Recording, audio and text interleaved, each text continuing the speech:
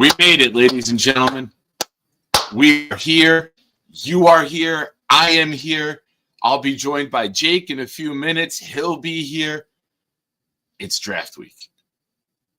Months of waiting, talking, debating will come to an end in just a couple days.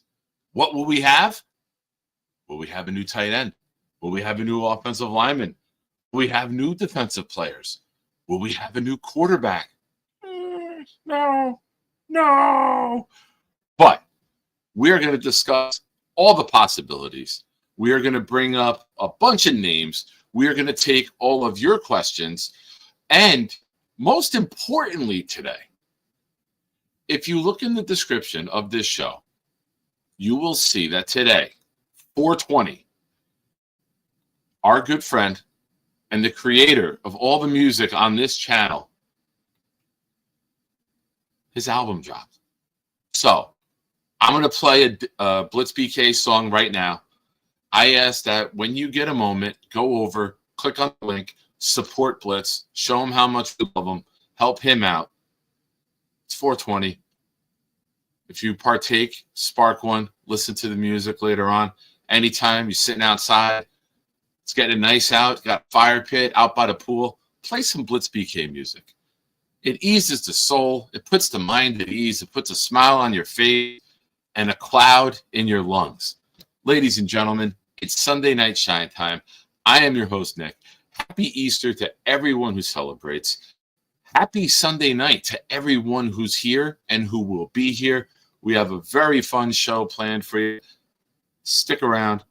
We will be right back after a very light breeze knocks this man and his skinny-ass legs over. Ladies and gentlemen, we still don't know what they are. Red Bull cans are thicker than JJ's legs. But I have some stories. Went out to eat yesterday. Here's a tease. Went out to lunch with Allen. Yes, that Allen. Josh Allen Avatal and the great Charles Gorman. Charles, kick us off. Hey, all you shiners. It's time for something cool. I'm here to do my part. I'll drop a stinky fart. No chicken soup for you. I'm gonna eat it up. And then I'll do a show and talk about the Green Hornet. I got a new laptop. You know it doesn't suck. I'll need to keep it down when I'm making too much noise. My mom will pull the plug and Dennis smack my ass, and that will surely blow. Hey, fuckers, it's time for the Nick Shine Show. Hey, Shiners. It's a party. My house. Discord party. Blitz got beat.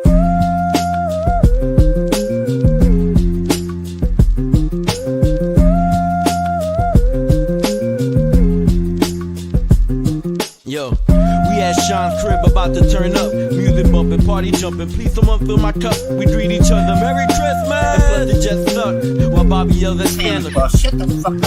Then Gary intervenes and tells them don't be mean. Eat a stick of butter every day and you'll be lean. Then Santa runs off. I hope we left some tips because Bobby scared him off. He's on the naughty list. This whole party's lit. Nate Clancy, many more, we hardly fit. And Addison and Weed bought that Marley spliff. I licked on my lips cause old Jenna G make my heart beat stiff. Damn Charles Gorman, was that a far you ripped? Too much head in it, all the hot dogs and chips. Now I want my dip. Tell me where the hell is Santa? He ran so quick. I checked the bathroom and Blitz got beat.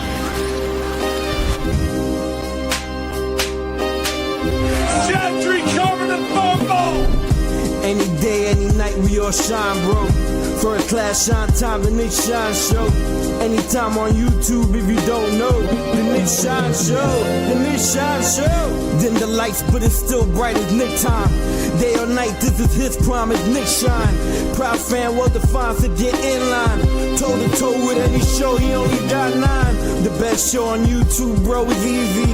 We talk Jets all day, please believe me. Subscribe, you just gotta click a family. We not a click in 3D. You can see a beautiful DP. We see through the fake teams and the tea leaves. So we pray for a coach and a QB and hope that we close to the top in the new league. A toast to the host with the most, Nicky. Who, me? Any day, any night, we all shine, bro. First class shine time, the Nick Shine Show. Anytime on YouTube if you don't know. The Nick Shine Show, the Nick Shine Show. Fantastic. Absolutely fantastic. Please head over to the link in the description. Support Blitz. Simple songs of what's on. I believe he dropped 10 songs on the album. It's fantastic. Go get yours. You won't regret it. Ladies and gentlemen, we've made it. We've made it. 4 nights from right now, the draft will be underway.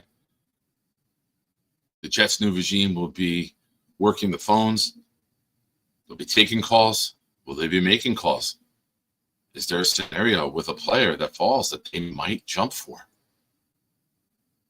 None of us really think that's going to happen. But you always have to expect the unexpected with the NFL draft. Happens every year.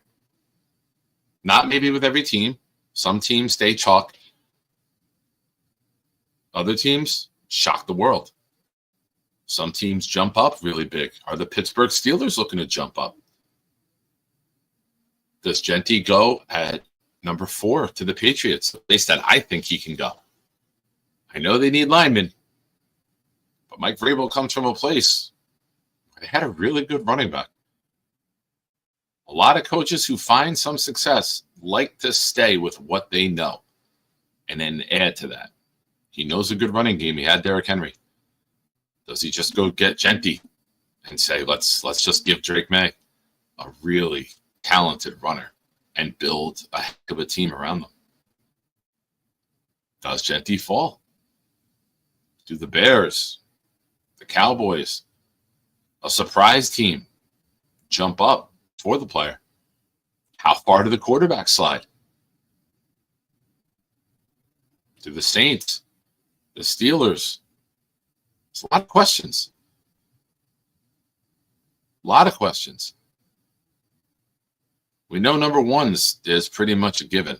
I think everyone knows Cam Ward is going number 1 to the Titans. That's a lock unless something crazy happens in Cam's personal life this week. But we'll see. Ladies and gentlemen, thank you for being here. We're going to answer all these questions to the best of our abilities. I'll be joined by Jake in a few minutes.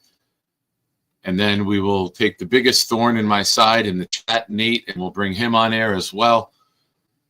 If he's on air, he won't be able to talk shit in the chat. We do have a deal. He won't do it while he's on air, so I might as well just bring him in now and use that as his kryptonite. But before we even started the show, we had some action in the chat. For those of you that don't know, there's a raffle going on here. We have a Ken O'Brien jersey autographed, and we have a Chad Pennington with the certificate of authenticity from our very own New York Jets. That drawing will be next Sunday night, the 27th, right around this time. But we started this Friday night. Every raffle entry for this entire week will be doubled. Big Fella starts us off with a $10 super chat, which is now 4 entries. Thank you, Big Fella, and good luck. I know you really want that Ken O'Brien jersey. Happy Easter, Nick. Hope it was a good one. Love and blessings to you and your family, bro. Thank you, Big Fella. It's always a blessing to spend time with the kids.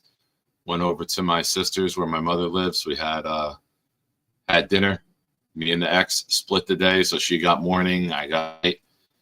Dropped them off, and now I'm here with you guys. So very blessed day indeed. Thank you. Now, Stack, our man from Parts Unknown, gifted a membership, and he gifted it to Thomas Rossi. The same Thomas Rossi that just commented on Twitter. He couldn't wait to meet me Thursday night. It's be an honor. Well, Thomas Rossi, congratulations, man. You're now a Shiner. And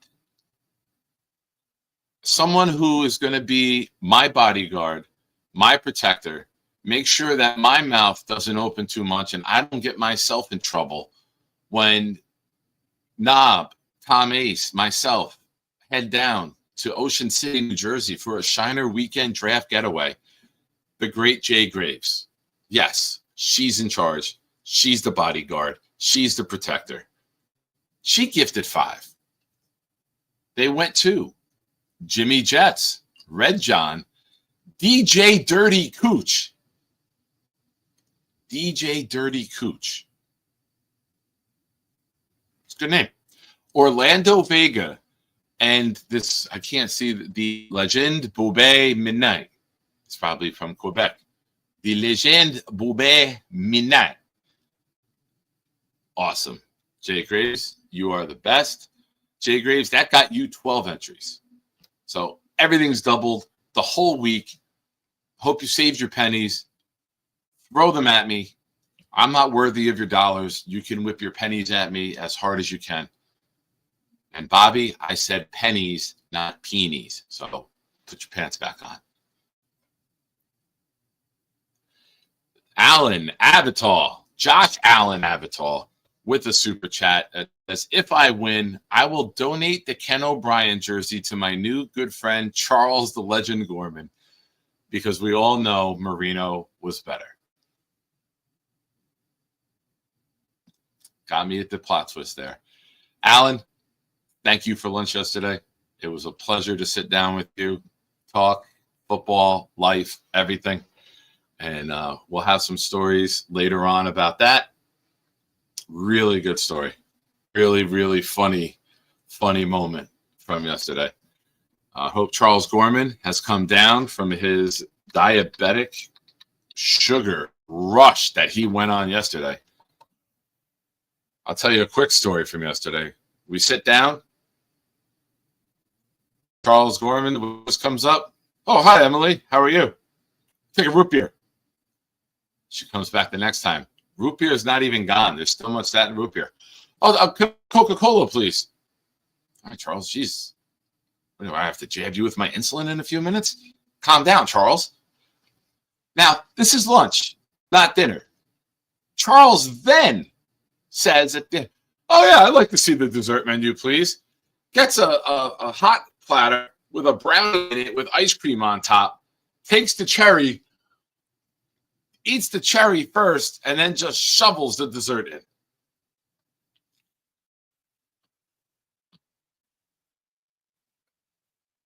Charles Gorman, ladies and gentlemen.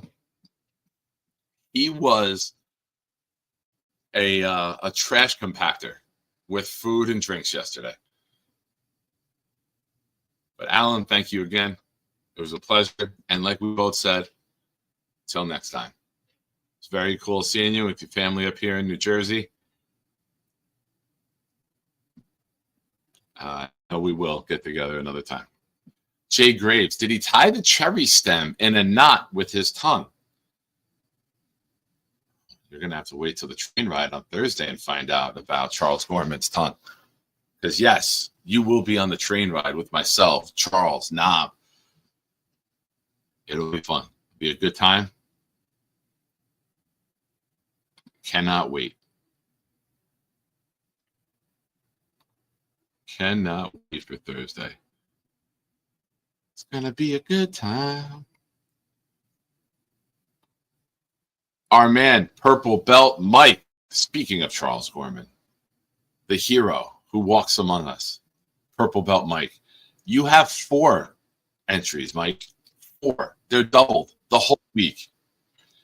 Give me 2 and Gormani 2. See you Thursday with a beer in hand. Can't wait. What's Thursday? Is there something going on Thursday that I'm going to wear? I know we've been talking about it. Excuse me, good sir. Is there anything that you know going on Thursday you would like to plug? What's up Thursday? A draft party of champions, baby. Nick Shine will be there. Clinton Hall, New York City. It's all happening. Wait, it's going to be a lot of fun. It's going to be a lot of fun. I have a question for you. I know your affiliation, so I figure that's the way this answer is going to lean. Are we having NFL Network or ESPN on the broadcast? What do the people want? That's a great question. I have not thought of that. I'm an NFL draft guy. I am. Kuiper's worn on me. I'm an NFL guy. I'm an NFL Network. Like Kuiper's worn. It's been a lot of years of Kuiper. So the last couple of years, I've swayed towards the NFL Network when given the option. But I get it. You're an ESPN guy. Like, probably going to go that route, right? I mean, I'm an ESPN guy on the radio, like TV wise. I'm not. Okay. I don't know. I think ESPN, I feel like, would be my go-to normally, but I do like Jeremiah a lot, so I'm good with either one. Yeah, We'll probably have ESPN on. I'd imagine that's easier for the bar to do. I respect There's something about that ESPN, music right before the pick that I think is more iconic than the NFL networks. Kind of tells everyone, hey, shut the hell up, right? It's like, lock in, baby. Here we go. Yeah, we got 300 people. We need a sound that tells everyone, let's bring it down. Let's hear the pick. We'll just take it easy. Yep, you're right about that. Sit it down now. So, welcome. Thank you for joining me. I know I'm always popping in on your show. It's a pleasure to have you here as always. I was driving home. I dropped the kids off. Had to go to the kids' house and drop Nikki off at the girls' house because they have off tomorrow too, because they didn't use the snow day, so they gave him an extra day tomorrow off. So he went to a young lady's house. And then as I'm driving him home, I'm listening to you, Dom, and a lot of great questions. Dom's the best, man. Dom is so knowledgeable, like not sitting at a computer, not reading it. Like he's just walking in the house with the phone, telling you everything he's memorized and learned about this class. And it was a good listen, man. I appreciated that part of the show. Thank you. I appreciate it. Yeah, Dom's, you can throw anything at him and he'll give you like an honest, well thought out draft take. Like I think the draft's one of the hardest things to talk about, like year round, because so much of what we're talking about, like we're not watching hours of these guys and all these different players, and these guys do it. And it's, to me, it's crazy. Like what Dom does, I mean, man, and like you just got to truly just love it. It's not like he's being paid to like put together a draft guide for like a big outlet. He does it for the love of doing it, Yeah. Yeah, it's great. And the thing that's so tricky about it, right? Like some people say, hey, you're wrong. We didn't take that guy. Well, it's not that he's wrong.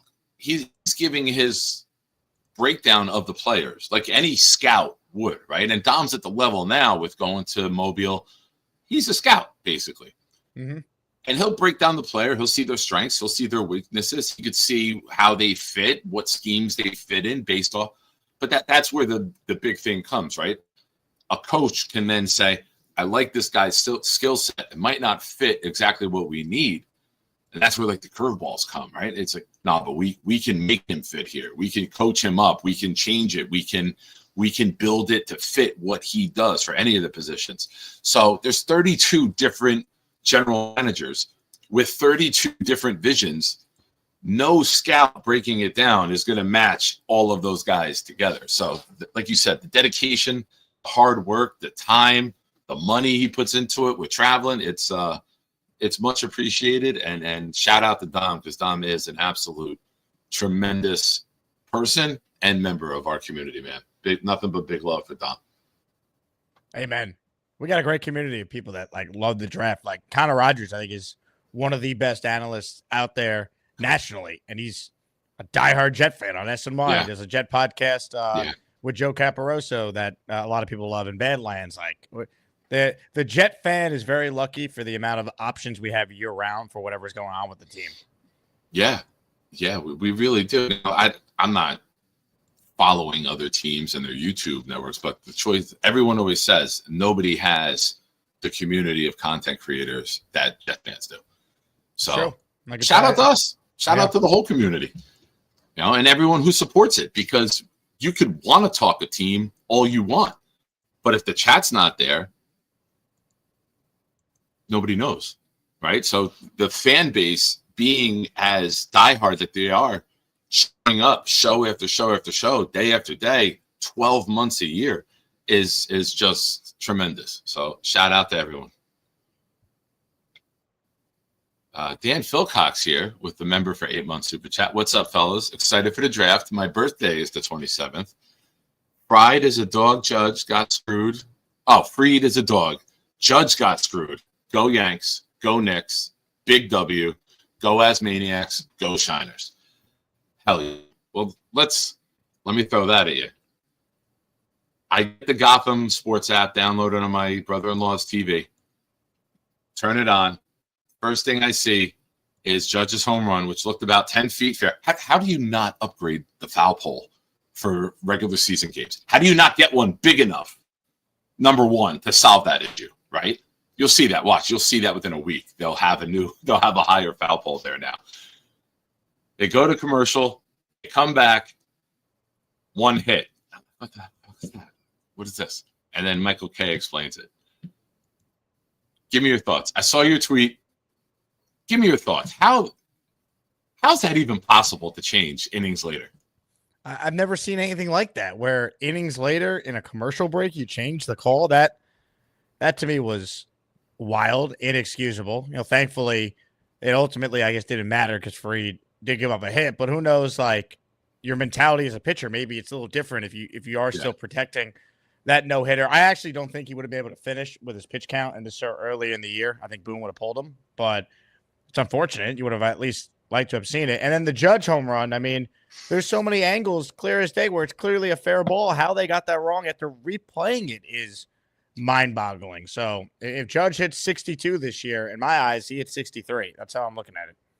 Nice. Well, just go for 74 now and take care of all this. Yeah, exactly. But it was weird seeing a major league game. That matters, regular season. There's no stands there. It's just sky. It's sky and a tree. Like, when do you see? It's like a little league game, right? Like, you're looking to see someone's car sitting there that Judge almost polished. That's crazy. But you got two MLB teams playing in minor league ballparks this year. It's just it's a terrible look for the sport. It is. It really is. That I was wondering, do the Yankees get their home dugout when they're there? Or are they just using, because you figure Steinbrenner Field has the Yankee dugout and set up, or not the dugout, the clubhouse hooked up, right? It's where they are for a month and a half straight. Are they in the visitor clubhouse when they're there? Do they get the home one? They get the away one, I was told. So the Rays, since they took over as the home team for the year, they get all the perks of being the home team. There you go. So our Yankees now, we can relate to the Jets being in the stadium that you play at and then being in the visitor. back when it was the Meadowlands. Yeah, I don't say the G word. Back when it was the Meadowlands. But wow. And while I got you, I got to ask, I'm not a Knicks fan, but I do have to ask this question. Popped it on yesterday. I saw they were down 95-88. We're watching WrestleMania. I tell my brother-in-law, he's like, damn. He's like, I've been looking at the phone, getting some updates. And I think at that exact moment is when the Knicks went on a 21-0 run. How crazy was the Garden in that moment? Because we know how hungry Knicks fans are. And I know you were there. How nuts was that arena when that run was happening, bucket after bucket, stop after stop? Yeah, it was crazy. I mean, just because I don't think anyone's ever seen something like that, right? Like, there's runs in basketball all the time, but 21-0 in a playoff game, like, it's unheard of. So yeah, the place was going nuts. It was awesome being there, and they kept getting stops, and then some of the shots they were hitting during this run were crazy too, where crazy threes or and-one opportunities out off like a Brunson drive. I mean, it was a little bit of everything. It was wild, man. That was a ton of fun to be there and witness. Awesome. It's fun. Like, I know I don't ever want to see the Knicks hit their goal, but I am happy for my friends who I've built in this community to see them. You a Nets fan, having Nick? fun. I was a Net fan, but I'm really out on the NBA. Like, it turned into a 3-point shooting contest, and it's just I'm not a fan of the style of the game. I was saying earlier that you just basically have one superstar now, and you get specialists and you look at the offense, and there's 4 guys standing on the perimeter just waiting for a set shot. Someone rotate or penetrates, they rotate. They're giving up layups to kick it out. I'm not a fan of the style of the game, and I do want the Nets to do well, but I'm not sitting there watching Nets games and like die hard. But I do root for their success, but I'm not an avid follower of it. I'm a casual, as the kids would say. Mm-hmm. But I used to be really, really diehard with the NBA, but just the regression of the game, and I can't sit there and do it. A couple of years ago, I think 2 years ago, the Knicks and the Heat played in the playoffs. And I think there was 97 3-pointers shot between the two teams. the final score was like 98-97. I think the Knicks lost by 1 point. But it was just, I don't know. I can't watch that. I can't. That's me. That's my taste. I know people live with it, die with it, and I hope they enjoy it. And good luck to you and your team, but not my style. Hey, I get it. I don't love how 3-point reliant it is either, but I mean, it to me, I still enjoy the playoffs. Like I'll still get into it for come playoff time.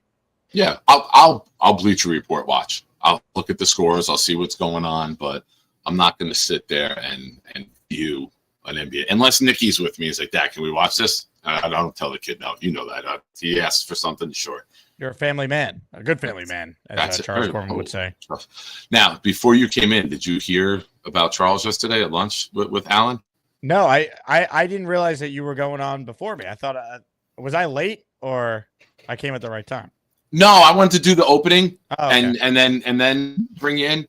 So perfect timing. I missed it. Yeah, I didn't hear it. We sit down, my son and I, Alan, Charles, we go out to eat, and waitress comes up, says, "Oh, hello." And Charles, "Hi, Emily. Can I have a root beer, please?" "All right, root beer. Go ahead, Charles. Bring the bottle." She goes, "It's in a bottle. How's that?" He goes, "That's fine. Thank you." I bring a root beer. He orders some lobster thing. Then she comes back. "How's everything going here?" "Oh, can I have a Coca-Cola, please?" Brings a Coca-Cola. I'm like, "Damn, Charles, you're going to need my insulin pen in a few minutes? Like, calm down, bro." And then we're done eating. And she comes and she asks, like, "Oh, would you guys like to see it?" "Yes, I'd like to see a dessert menu." He orders like a big like skillet of like a brownie with like a couple scoops of ice cream on it, whipped cream, takes the cherry, eats the cherry. King. Now, he was enjoying himself yesterday. We go outside after. No, shout out to Alan. Alan like ripped the check away from me and didn't allow me to pay. Ladies and gentlemen, 69 of you are here watching right now. Of course, you knew it was going to happen on this channel. This number lives in this community. Thank you. Make sure you hit the like button. So now we're outside. Alan and I are having cigars. Nick and Charles are sitting across the table. We're just talking. Alan's getting a little philosophical with life, like with Charles, right? Trying to help direct his path through life, right? With the apartment and everything like that. And Alan says to him, "Charles, where do you see yourself in 5 years?" And he's like, "Well, perhaps working, with kids with like disabilities like my brother does." I'm like, "Oh, that's nice." He follows up with, "Do you see yourself with kids?" I chime in. I was like, I'll give you Nikki right now." Charles goes, "No, thank you. I don't go that way." I go, "Charles, I meant to father him, not to fuck him." And Charles just goes, "Oh my God, I'm so sorry." Me and Alan are looking at each other. Nikki's like, "What the hell?" I go, "Alan, hold on. I gotta type all this in the phone to make sure I don't mess this story up when I tell it." Good Lord. Charles. I mean, nothing can surprise us with Charles Gorman. He might be the most literal human to ever exist. Like, he doesn't have any sarcasm radar whatsoever. Jews have that cheap reputation. Alan, I appreciate you, man. Like I said, it was a pleasure meeting you yesterday. And I will say, Jake, that the YouTube persona does not match the man in real life. For what That's kind of what I figured. Alan wants everyone to think that he's like mean, like an ass, but I'm sure he's a nice enough guy. Very kind, considerate, thoughtful person. Wanted the best for Charles and tried to help him. But it was fun. It was fun. Then we dropped Charles off. Me and Nikki had to run around, and Charles did invite me in to come see his mom. I was like, "Charles, I'm sorry, man. We're running late. I got to get to my sister's. I'm meeting her at the store in a few minutes." But it's like, "I'll see them Thursday." I'll update. Charles's appointment is moved. So whatever time, we're going up early. We're going to go see Bonesy, I believe, on Thursday. And whatever time you need help, I know I promised you we'll help you get stuff over there, whatever you need. So let's talk and figure that out. But we'll be up in the city. The weather's supposed to be great. So myself, Knob, Jay Graves, Charles, we'll be up there early moving around. So you say when, and we're there. That's great. Yeah, it's going to be a great day. I'm excited. Just got to figure out how I'm getting all the stuff, like the raffle prizes and some like equipment stuff, but it shouldn't be too bad. Question for you. Yes. Raffles are just for whoever shows up that day, or are we purchasing raffles on top of it? If you bought a ticket, you're automatically in the raffle. Yeah. So I'll add your name and your son's name to it. I'll come by. If we got to get an Uber or two, we'll get an Uber or two if it's too much, and then we'll head over. Yeah, that should be all right. I'm gonna put most of it in like a suitcase, and then but yeah, I'll let you know. I'm gonna go through it this week, get it all set. Perfect. Looking forward to it, man. Now I heard you say earlier, you are going on after the pick. Anything you need help with. Hey Nick, I'm yours to help out as long as I'm there, man. Whatever you need help with, just say the word. Yeah, I'll be live for immediate reaction to what they do at 7, and then I'll do like a longer form show after the first round. So, but like people are like, oh, you're not going to live stream the entire draft, and it's like, I thought about it, but I want the people coming to be able to, have a good time, and I want to interact with everyone who's coming to this thing. I don't want to be live the entire time. Yeah, you don't want to shoot people away. Like, hey, I'm on there. You know what I mean? You want to get that person-to-person relationship interaction with everybody. Who are some are traveling really far distances. People are flying in. Peg and Artie are coming up. Knob is coming from North Carolina. Mimosa's coming. Yeah, there's people traveling. So you want to work the room, right? 100%. Want to shake hands, kiss babies, and I'll still do the the typical show reacting to whatever they do, and then barring them training back into round 1, like once they pick at 7, we'll be we'll know at that point how night 1's gonna go. Nice. Oh, Matthew Smith with a rare good comment or question. Yeah, we don't see that very often. He must be hacked. We've known people in our community have been hacked lately. Are you going to do in-person call-ins for reaction to the pick? Yeah, I think that'd be fun. I have a bunch of Asmaniacs that the audience knows come on and give their thoughts. Definitely got to get Bonesy on, get you on, Nick. Do the people want the Charles Gorman reaction to whoever they take at 7? I'd imagine they do. So we definitely. Honestly, that might be your role in the show, Nick. You'll be like the on-site producer, grabbing different people to put them on mic. Perfect. Yeah, that'll be fun. Charles did confirm yesterday at lunch that the suit is ready to go. He's 100% bringing it. We're not letting him change. We are bringing him home and on the train in the suit. There it is, folks. What if instead of the yellow undies that he has on the superhero outfit, he puts those over it? That way they're not on him, they're not on his skin, and then he could sign and give those away, and someone's not carrying underwear that were just on his junk. Yes, that's the best idea I've ever heard. I think we have a winner. Done. Top 5, easy, right? He comes out in a superhero outfit, and then we have those on. I'm telling you, I'm getting him to jump off the table. We'll get a camera low, and then how you do a trust fall, we'll have him jump into the trust fall like a superhero, and Gator will have a blast with that. So 100%. Love it. But other than that, 30 seconds to put that together, I'm yours. Whatever you need the rest of the night. Oh yeah, it's gonna be a great night, man. I'm so glad that you guys are gonna be there for it. It's gonna be awesome. So I'm gonna throw a take at you. Let me see what you think of this. Genty's gone at 4 to the Patriots. I know Stevenson is nice, but Stevenson is not what Vrabel comes from. Vrabel comes from having Derrick Henry. There's a comfort level with knowing I got a workhorse back I can lean on in any type of weather. We all know New England's got horrible weather. The Northeast is not a fun place to play after Thanksgiving, sometimes before. I think that he could shock everyone, and Genty just goes. And then, like we've all said, you can find a tackle in round 2. You can move up if you need a little bit. I think Genty's gone at 4 because if you have that young quarterback in May, give him something to take the pressure off of him, right? It's old school football mentality. You got a tight end, you got a running back. It's the best friend of a quarterback. Give me your thoughts on that.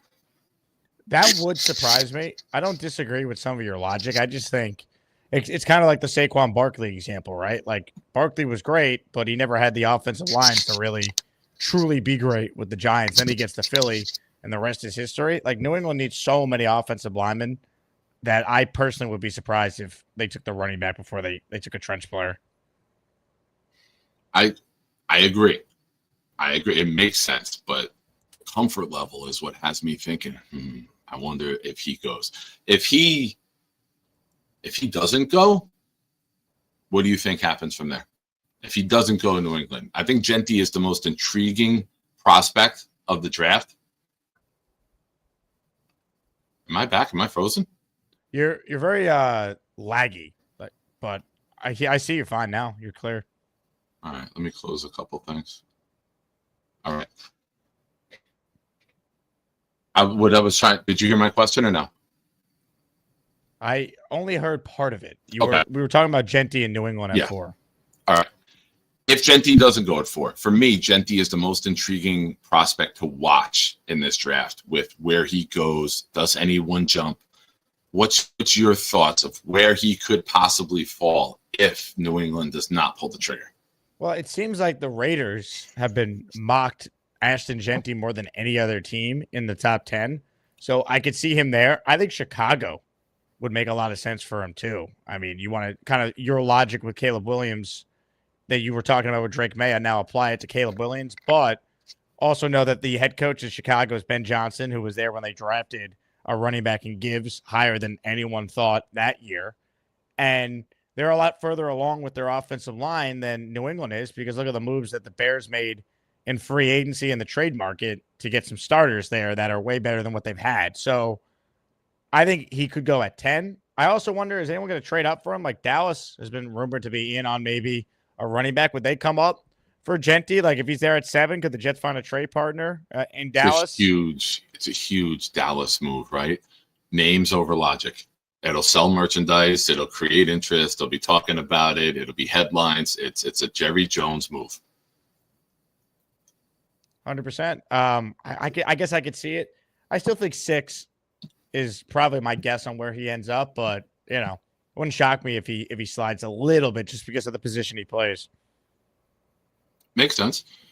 Now, I heard you ask Dom this question before. I had already had this question queued up for you. So again, you and I in sync. What's the player that makes you want to slam your drink down, punch Charles, whatever your reaction is going to be? What are some of the players that you don't want to hear?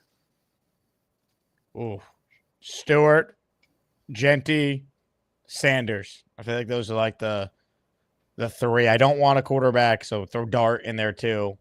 Shamar Stewart to me is like all production. Like that just screams, here we go, Vernon Golston. And it's not even a major need. Like I understand Jermaine's coming off the injury, but I can't take him there. And then I don't believe in the logic for this team in particular taking a running back that high. So like those are the 3 that have been like, I guess, rumored. I think there was a corner that was like being discussed. Albert Byrne noted that the corner from Texas is someone who'd be a good fit for the Jets, but not at 7. That to me would be way too high. So yeah. I would kind of focus on those names as like, oh no, like if they do that, I'm going to be really, really annoyed and upset. Okay. So if the top 6 go, Ward, Carter, and Hunter, let's say Membu goes to the Patriots, Graham goes, and Genty goes. Who are you taking? Ooh. Give it to me one more time. Ward. Okay. And then Carter and Hunter. Top 3 stay. 4, Membu. Okay. 5 is Mason Graham. Yep. 6 is Genty. So Campbell's there, Warren's there, and Sanders is there. I mean, obviously we both would want a trade back, right? We're hoping that like the Steelers jump and give us picks for next year with it. Yeah. But if you got a pick right there, where you going? I would take Warren. I would take the weapon. If there was a receiver I loved, I would take a receiver instead. I don't know if there is in this draft, So give me the best weapon, best pass catcher, good blocker, helps you there. I think he's perfect for their offense. Engstrand had legit tight end with him in Detroit. Fields likes throwing to tight ends a lot. So I think you help your immediate and then maybe your long-term as well. Because regardless who the quarterback is, I can't imagine Tyler Warren's not going to be helpful for any young quarterback. That's likely the guy if it's not Fields in 2026. Nice. All right. Yeah, I'm with it. If Membo and Warren are the two that I want most. Other than that, move. Like control the draft. Get extra picks this year, or if you get somebody like Pittsburgh who wants to jump from, I believe they're at 21, if they jump high enough to give you, which is going to be ammunition for the 2026 draft, I'm on board. Because you're not building your all-in winner right now. You are building for the future. Get that. If you can get anything that has a 2026 1 or 2 attached to it, I think that's a huge win. Look at us. I mean, with the Joe Douglas trade, right?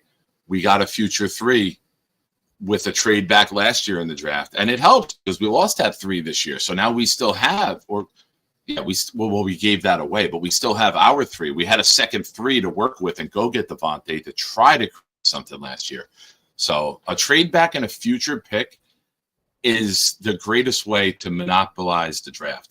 And I always praise Bill Belichick. He traded Richard Seymour to the Raiders for a 1 and dominoed that into pick after pick after pick because they kept moving and trading back and getting another future pick. And that was in the beginning of their dynasty. So if you can use that and get multiple picks off of one trade back and then domino effect it, it's fantastic. That's how you build a winner. You just become major players in the draft year after year after year. You don't want to have 3 picks like we did, the year we took Sanchez, Sean Green, and Matt Slauson. Granted, all 3 hit, but now you have no depth on your team. You don't have any. Tannenbaum was giving away draft picks for Edwards, Holmes, other players, and we had no round picks year after year after year. And eventually, what happened, Jake? That's when we started losing because we had no depth. We didn't have the special teams guy. We didn't have any Sherwoods. We didn't have a special team guy evolving and getting coached up into a very good tackler. So that's where I'm at with it. If you can trade back, get it because it gives you so many more options and you're not square peg, square hole. You have the ability to transform into whatever you want to be on draft day. I agree. Also, the biggest thing that did the Tannenbaum Jets is that Sanchez never took the next step. Like, he was a serviceable starter who ultimately was not good enough to overcome some of the roster issues that then started to happen when they ultimately missed on some of the wide receivers. To me, it all started when they let Cotry go for Derek Mason, and then the offensive line got older. They never were able to replace Brandon Moore and Damian Woody. Like, they only had Mangold and DeBrickashaw. It's like the quarterback is the great deodorant. Like, it could just mask so many of your issues. And Sanchez, while he played really well in the playoffs, like, he was an okay regular season starting quarterback. And, that to me was like the biggest thing. It's like he never took that step I think a lot of us thought he was going to take after his first 2 years. All right. We're here talking with the great Jake Asman, Sunday Night Shine Time. Thank you for being here. If you look in the description, I have an Easter present for you. The link for Blitz BK's album dropped today. Pre-sales over. You can get it today. Hit that link. Go support our guy Blitz. Show him love. He just got in the chat here a few minutes ago. Let's see a little surge in his sales. Help him out. He does tremendous work. He's done work for Jake, me. He's great. So go support Blitz. We are taking entries, super chats, gifted memberships for Chad Pennington and Ken O'Brien autographed memorabilia. We will be drawing that next Sunday. Ladies and gentlemen, everything this week is doubled for the whole week. I know it's going to be a short week because I'll be away this weekend, but everything will be doubled. So get your entries in. You have any questions? You know what to do. Super chat it. We got over 80 of you here watching right now. Thank you. So I might miss it in the chat. Try to ignore the chat because I try to ignore Nate. I don't ever want to see his comments, but that's how you get it going here. Now, let me ask you this question. So much attention goes on round one. We talk about round one from the minute we know where we're picking. We start looking at round one the minute Joe Douglas gets fired, of what we're going to do, who's going to be this one player to come in and change our franchise. But the reality of it, the changing of the franchise happens day 2 and day 3. You have any guys that you, Jake Asman, are looking at saying, all right, round one, that's nice. This is a guy that I really like. This is somebody that if the Jets can have fault him at 42 or even 73 on day 2, who are your guys? Who are guys that you'll be like, yeah, we got him? I like Jaden Higgins from Iowa State, like 6'4" wide receiver. Yeah. I think he's good. I think there's value there. Tackle wise, I don't know if he'll make it.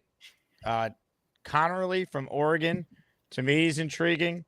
I don't know. People are predicting like all these tackles going to go, but sometimes there could be a guy that maybe slips a little bit. It's so tricky with day 2. To me, they gotta get it right. There's no doubt. The one thing I'll say, one player in the first round could change your draft, and that player is a quarterback. And I don't think it's a great quarterback draft. So like they're not going to do it this year. It feels like more of a 2026 likelihood.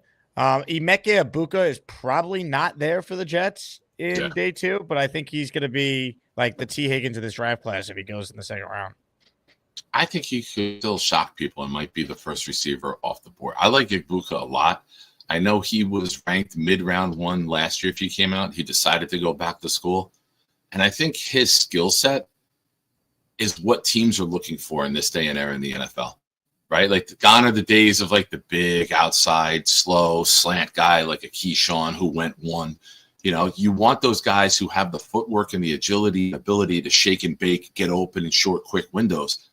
And I think Egbuka does that really, really well. And I wouldn't be surprised if he's the first or second receiver off the board and eventually gets nowhere near us. I like him a lot. If you tell me he's somehow there at the end of round 1 or he survives round 1, Nick, and maybe he's there at the start of round 2, I'd trade up and get him. Like I'd leverage pick 42 in one of my extra picks and see if I can move up and take him. Well, that was my next question. Perfect segue. Aside from him, any players that you could be excited about come day 2, we're like, hey, we got to jump. We've seen the Jets move up, new regime. We don't know what Muji's going to do. We don't know if he is that stick and pick. We don't know if he's that trade back, work the value of the draft, or if he's I got to have this guy. Is there anyone that you think could potentially fall besides Egbuka or Connerly that you say, holy crap, like, don't let this go somewhere else. Go get him. Loveland in a trade back would be that guy. If he's like, if you make a deal with Pittsburgh and Loveland's there at 21, let's say, I'd have no problem taking him. I think he's really good. I think Warren's better, but I'd have no issue taking Colston Loveland. Okay. All right.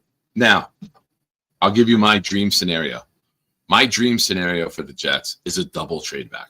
Ooh. They trade back to 9 with the Saints. Saints jump up. They take a quarterback. They take either Dart or Sanders, right? Now at 9, Warren is still there, and Indy comes calling.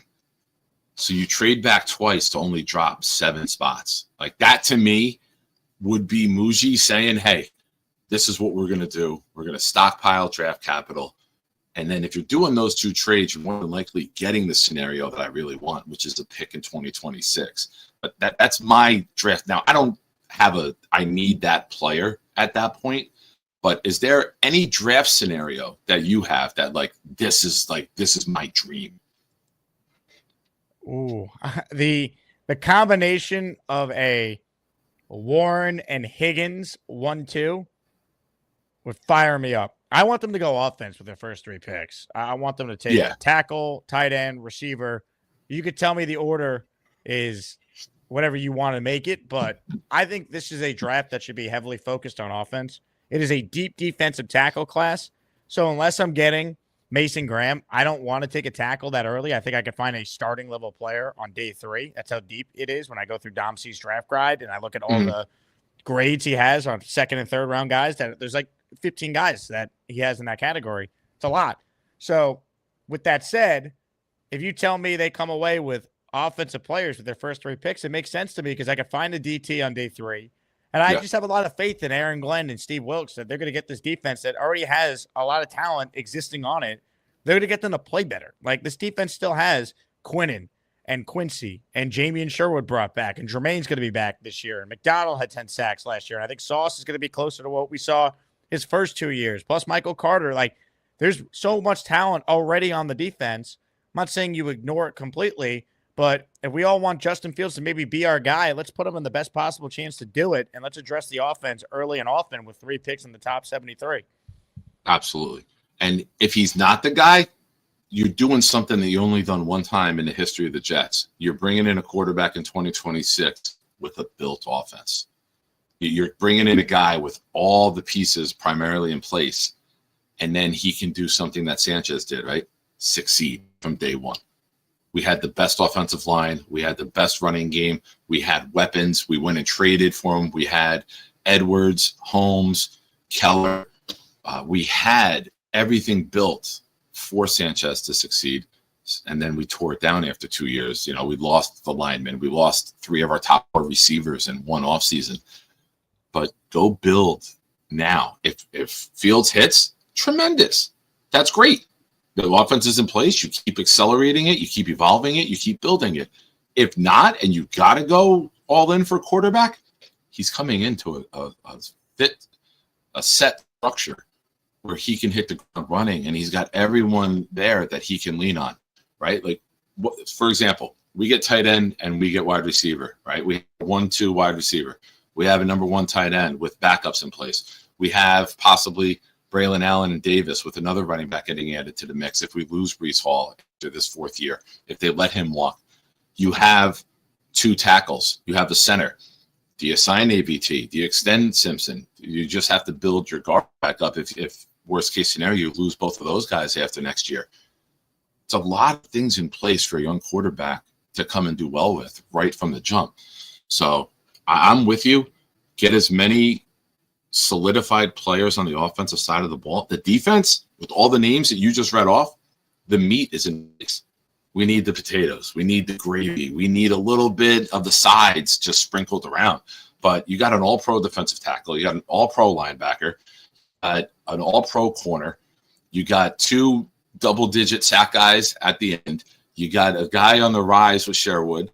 You got a top 3 nickel corner. You got a lot of the important positions in place and for long-term, you know, aside for Jermaine, but I think we all expect Jermaine to get his option picked up in a couple weeks. Now you just gotta add around them a little bit.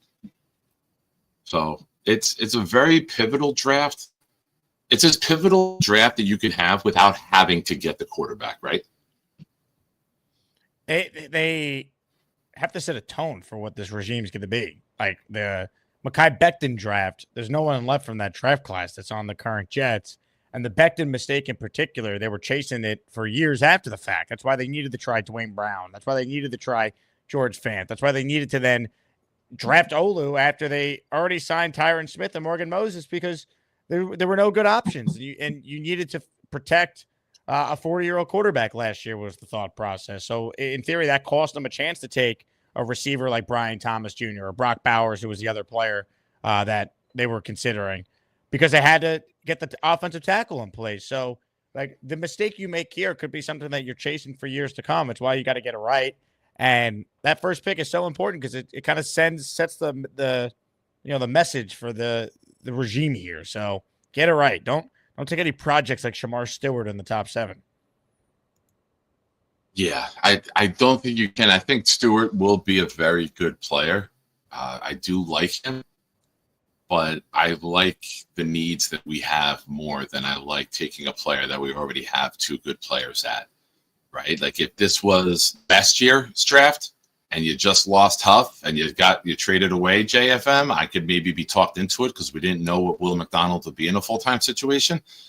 But right now, I can't do it. I can't. And I've coached defense. I love defense. I don't mind winning games ugly like the Ravens and the Steelers did for many years. I'm okay with that. But I can't do it now. Not with how pivotal it is to build an offense. Not how pivotal it is to build around Justin Fields. Not how pivotal it is to get to an NFL level and have an NFL offense, which we haven't had in a very long time. Can't do it. Got to get it right. 100%. Let's see. Now, going into the later rounds, do you have any names in mind that you're like, man, I hope that this is a guy we take a flyer on? Is there a quarterback that is, if he's there, we have 2 5s, we have 2 6s. That's when you take a chance on a player who might slip. That's where you maybe roll the dice on a guy with big upside. You know, the big defensive tackle from Florida Gators. Like, is there anyone that pops out in your mind that, like, man, 2 5s, 2 6s, I could really, really roll the dice on this player? Will Howard from Ohio State, if they're going to take a chance on a quarterback here. I like Will Howard. He's got the size. Did the great John Gruden quarterback camp video where I really liked his personality on that. If they're going to take a quarterback, and I don't want a quarterback in the first round, the second round, or the third round, but if they're going to take a quarterback on day 3, so 4th round on, Will Howard would be the player I would pick if I'm the Jets. Yeah. I better not hear a quarterback get drafted at nighttime. So no Thursday night, no Friday night, Saturday, sun's out. That's when you can pull a quarterback's name in the daylight. Do not. If the do sun it is Thursday out, you Friday. can draft a quarterback. That's That is it. a great Sun's concept. out, QB's out. That's it. Let's go. Nate, I did send you. I saw Addie ask, when is Nate going to be on screen? I did send a couple of minutes before that. I sent it to Nate to join us to get his thoughts on some of the names. In draft. As far as we know, he did not get taken out by any vehicles in New York City today on the bike. He is very good. There we go. Ladies and gentlemen, one of the worst people I know. Hey, Nate. Nate. Hell yeah. What's up, Jake? What's up, Nick? How are you, buddy? So I'll throw that question to you because I know you are very studious with the draft and some of the names in the later round. Who are some of the guys that you would want to take a flyer on in the later rounds, or that you're hoping is there for when we have 2 5s and 2 6s? Yeah, I had my 90-second mock ready for Jake for the 2.0 90-second mock challenge. I think I always take Miles Frazier late. Ty Robinson, like the D lineman. I think he might there 4th, 5th round. Farmer. Mickens would be nice if he came home. Who's that? Farmer. Don't you like the guy from Florida? Yeah. Farmer. He might be like a 2nd or 3rd round pick though. He might not be there that late. I'm a stout guy, Nick. I think he's got a physical presence on a team somewhere. I don't know. There's a bunch of different like positions that we'll get into, but yeah, that's Frazier. Frazier is my guy who I think if we don't get an O lineman, that I wouldn't mind if we got in the 5th or 6th round or even 4th round from LSU. I like him a lot. Okay. But what the fuck do I know on top of that? So take it with a grain of salt. Jackson Hawes, yeah, of course, Jake. Jackson Hawes, famous. The best 6th round tight end that there is. The blocker. We love the blocking. Hell yeah. We love the blocking from Jackson Hawes. We're gonna Now- run plenty of 2-3 tight end sets at this OC, might as well. I like that GBM because like if you have the ability to run the ball and you do it when they know you're going to run the ball, now you can elevate your offense and you build off of that, right? You have the mobile quarterback. That's when you work in the play action. That's when you work in the misdirections. That's when you do the bootlegs and the waggles with it, the RPOs, and you put Fields in easy read situations where you get him out of the pocket and you get him in a one-on-one situation. And if the guy drops, he runs it. If the guy comes up, he dumps it off to somebody who should be open in theory. If you have the run game going and the defense is buying the run game and going with it, and then you see guys kick out and go the other way, you see teams fall for it all the time. So you have to devise the scheme on who you have. And you have a mobile quarterback who hasn't shown to be an elite passer from the pocket at this point of his career. So you give him safe, comfortable, high percentage throws to build that confidence and then open other things up. Domino effect again, right? The simple things like run the ball, get into play action, and then that's when you could start to open up things downfield, because when the linebackers start biting on the run, that's where you find your openings. That's where if you have a Tyler Warren and you're running the ball and you're running the ball and you're running the ball, now that linebacker takes one step up, you're going right over him with Warren over the middle before the safety can come up. So I'm a big fan of just get anybody who helps us with the run game and then build the passing game off of that. Old school football, right? Dude, Tyler Warren better be good. Swear to God. We're going to talk about him as much as we talked about Aaron Rodgers this year. Like, everybody's looking back on he's going to be the next guy, whether we draft him or not. He has a 100-yard game. Everyone in the chat can be like, oh, we should have drafted him. And if he is a giant bust, you're going to hear from Jay every single day of our lives about how glad we passed on him. What about Membu? I don't know. I mean, I'm in the same boat as a lot of people. Like, he wouldn't have been a top tackle in last year's draft, right? It's only because he's in this year's draft. So I think ideally, like you said, if we can trade down or do Nick scenario and trade down like 7 times, just keep doing it. Even if we don't get like the best trade in the world, even if we, per trade value chart kind of get robbed a little bit, I'd still rather move down and just pick up more darts at the dartboard than like be fixated on one guy like a Membu or Warren. I'm not fixated on anyone besides Travis Hunter. Remind everyone what you would do for Travis Hunter. I have a small apartment, Nick. Oh, all right. I'll say it for you then. Nate has promised that he would lick a dick if the Jets somehow get Travis Hunter. Oh, Didn't say who's yet. I think we've even got him to get the Bobbies in the DP, but that's What's where going we're to at. happen at the draft party? Yeah, it was going to be more content for you, Jake. Travis Hunter starts falling.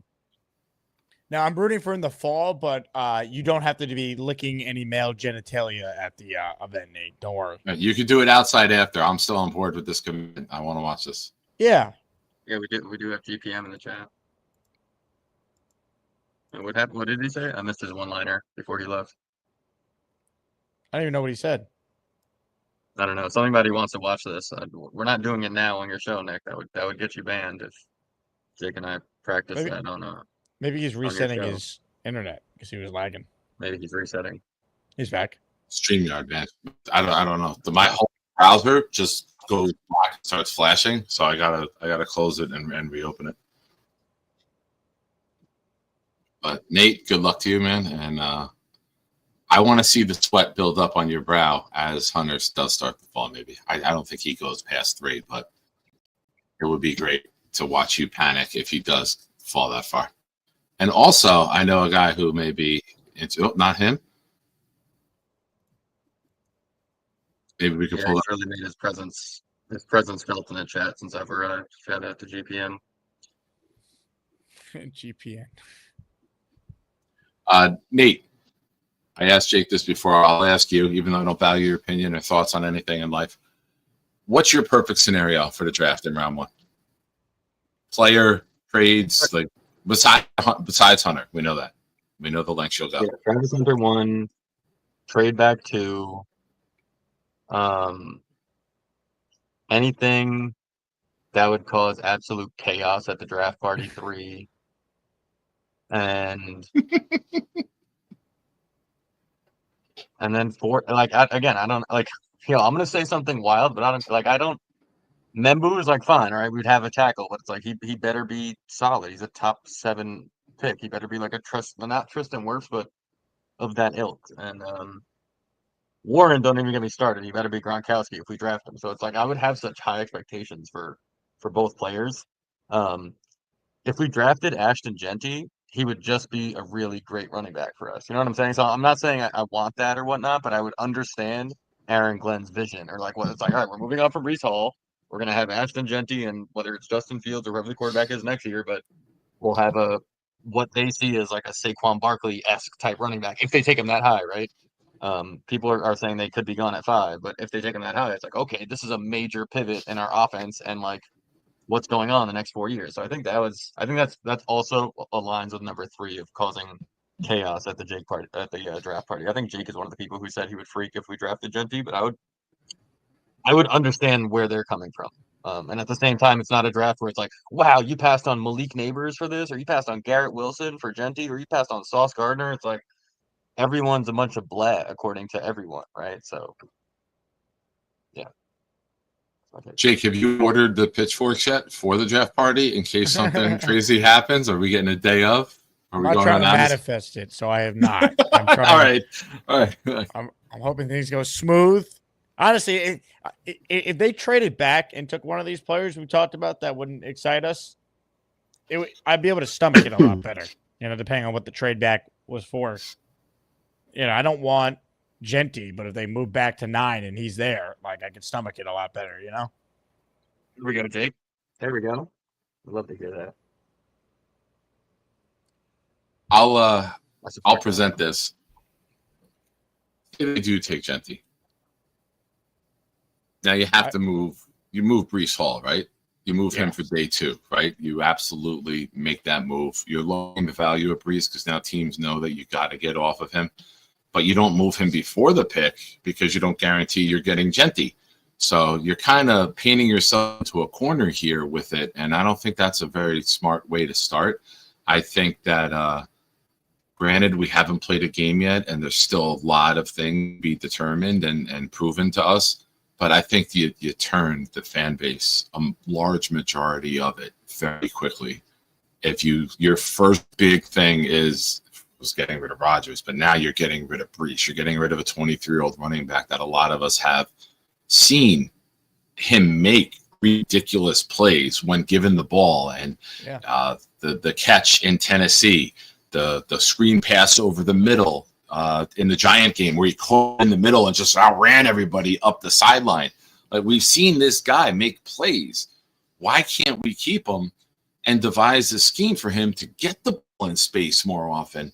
And I think that would be something that just sends everyone into a tizzy. And I'll admit, like, you guys do pretty well. I'm not someone who's going to overreact to shit, but that would get me pretty fucking angry to start.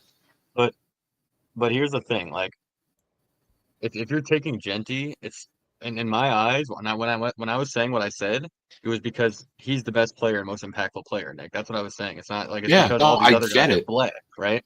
So it doesn't have to do with Brees in my mind. It's like, okay, we added another piece of it. And I get it, because like in everyone's Madden franchise, they want to fill in the right tackle in the first round, and then they want to get the tight end, and then they want to get wide receiver 2, and then their overall goes up 2 points, and then they have starters filled in everywhere. But it's like, if they don't see Membu or Warren or whoever the pass rusher, whoever it is, like Shamar Turner, whoever the guys are talking about, and they think Genty is the guy, it doesn't necessarily mean Brees isn't, right? Like, the Jets wanted Jahmyr Gibbs a couple years ago, right? And the Lions jumped up and snagged him, right? And then they had Gibbs with Montgomery, whoever the new stable was, but they had 2 highly touted running backs, and I'm just saying, if he's the best player, I wouldn't be mad at it. And I'm not saying day 2 they're not going to trade Brees if that happens. I'm just saying, he's the best player. He's the best player, period. And it's not like you can't run a 2-back stable. Like, we just saw the Lions do it, and the team that just won the Super Bowl had a pretty good running game too. Yeah, but their running back wasn't a pending free agent that they were doing it with, right? So I think they would just get ahead on Brees because they're not gonna keep him.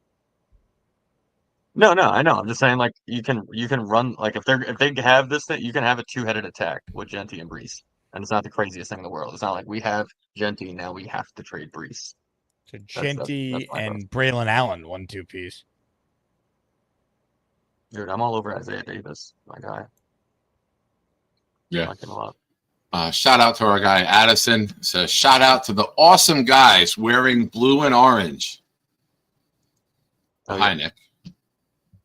The Knicks? That's you, Jake. Yeah. I mean, my shirt underneath is blue. So, joke's on you, Addy. But thank you for the super chat, and good luck to you.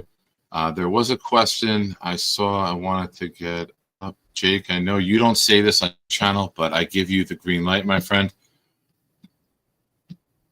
Can Jake finally say the pussy assassin? Nice. Nice. There you go, ladies and gentlemen. It's happened. It's a moment in time. Boomtown, as you're watching the show back, shout out to Boomtown. I forgot to tell everybody this. I need all of you to step up your game tonight. What did we learn? Boomtown is watching his Toronto Maple Leafs or what's his team? Not the Toronto Maple Leafs. Who's his hockey team? Ottawa Center. Ottawa. Ottawa He's Center. watching Ottawa, and he's going to be pissed off that I said that. So I'm sorry, Boom. I apologize in real time. And then he'll try to catch watching at 2x speed later on. So everyone, please, if you would, maybe make some notes. Carry the torch for Boom tonight, who had his team in the playoffs, something that we all dream we could have one day here in the football world. So, Nate, what did you mention before? You wanted to do a 90-second mock? I was just teasing Jake earlier because I had a failed 90-second mock on his challenger. Oh, ladies and gentlemen, the other day. he messages me he won't be here, but ladies and gentlemen, he's here. I hope the game is going really well for you, and that's why you're able to look away. I know. Addison, I'm going to say it, Addison. I just grouped Canada into one big place, and I apologize for that. I shouldn't probably say that out loud on the show here, but sometimes to me it's just all right. I forget that it's provinced up. Oh, there we go. Oh boy, they're playing Toronto. Oh, so that's even worse, Alan. Thanks. I totally put my my foot in my mouth there. Ouch. Nate, were you just watching the show? No, I was trying to. Essentially, yes, I'm getting it. I'm adding an extra viewer for you. Nice. Oh, Stack, ladies and gentlemen, as always, informing us we have 69 likes right now on the show. Thank you. Make sure you hit the like button. We're hanging out here with Jake Allen and Nate. No parentheses Nate on here, huh? It's just Nate on here? Yeah, I haven't done that in a while. I'm trying to create a new profile for myself on the Asmaniacs. I just want to be known as Nate from now on. Wow. Oh, breaking news here. I've been called worse on this channel, though. I guess I'll Brandon. take Nate Presley's Nate. Interesting. You guys want to take some calls? Depends on who it is, for being honest. I know. Well, the link is dropped. I will make it uncomfortable for you, Nate. I will ask you whose call you do and don't want to take. That way, you're the guy who gets venom at them, and me and Jake skate free. Hell yeah. How Rick Kent brings up a good point. Have you ever thought of just going with parentheses Nate and not regular Nate? No, I haven't. Sorry. Do it now. I do Nathaniel parentheses Nate, maybe. Damn it! I was trying to switch. To be honest, I was trying to switch from my Nate M account and make it a recap Rob account, and I didn't do it in time. So I'm not gonna be able to talk from my recap Rob account. Whatever. Damn you. You tried. You I tried. did try. Whatever. It'll be recap Rob tomorrow. Matthew Smith will have to help me. He's good at that name changing shit. All right. I have a question for you, Jake. Yes, Nick. How late's this party going? As late as you want it to go. All right. I've been asked. I mean, I do have to get out probably before the end of the draft. Are you doing the post game or the post draft show from there? Or are you heading home and then going on? I will probably head home and go live like late night one for like a recap. We're gonna be there. I mean, definitely through the first round. They know for sure. So that's probably what, like 11:30, 11:45. Yeah. Like it usually ends pretty close to midnight from what I remember. Okay. You need a ride on the back seat, Jake? Take you home. I might have too much stuff for your back seat, Nate, but I do appreciate it. We'll hit your wagon. David D, our resident Detroit Lion fan, one of them, says former Jets DN Quentin Copel's got a mention by Jeff Risdon from the Lions Wire and Draft Wire as a comp player for Arkansas DN Landon Jackson. Oh, I know who I don't Now, want I the love Jets to Landon draft. Jackson. Hell yeah. I'd like Jack. Jackson's like 6'7", 285 DN. You know, that would be a great compliment to have out there when you want to give Will McDonald a break. You bring in a big guy like that. but that's not a name you want tied to you. I do think Hopel's had like 16 sacks, and I think he's like still top 30 in Jets history for sacks. As awful. We all consider We him a drafted bust. Copel. Do you remember he had that branding on his arm, that badass branding? And I was like, dude, he's gonna be a fucking Hall of Famer. I thought we had the one. He had a branding on his arm out of college. It was long, he looked like a menace, but that didn't work out. I mean, I know I drank a lot back then, but I don't remember him having that many. I don't remember him having that many sacks, but yeah, he's 24th all time with 60. He's a 24th place all time on the Jets sack history with 16 and a half sacks. That's absurd. And we considered him a bust. He's ahead of Dwayne Robertson, who's 25. Sad. Oh my Lord. That means how many sacks am I away from being top 10? You're 35 away. I believe. If anybody can do it, Quantas Stiggers can do it. All right. Let's do a little impromptu trivia here.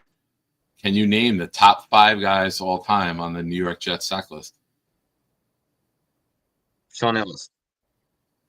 Number 2. Mark Gastineau. Number 1. Joe The Klecko. whole sack exchange. Klecko's not there. I'm on StatMuse, and I don't think they credit before stacks. I think Football Reference does, right? Didn't Football Reference update?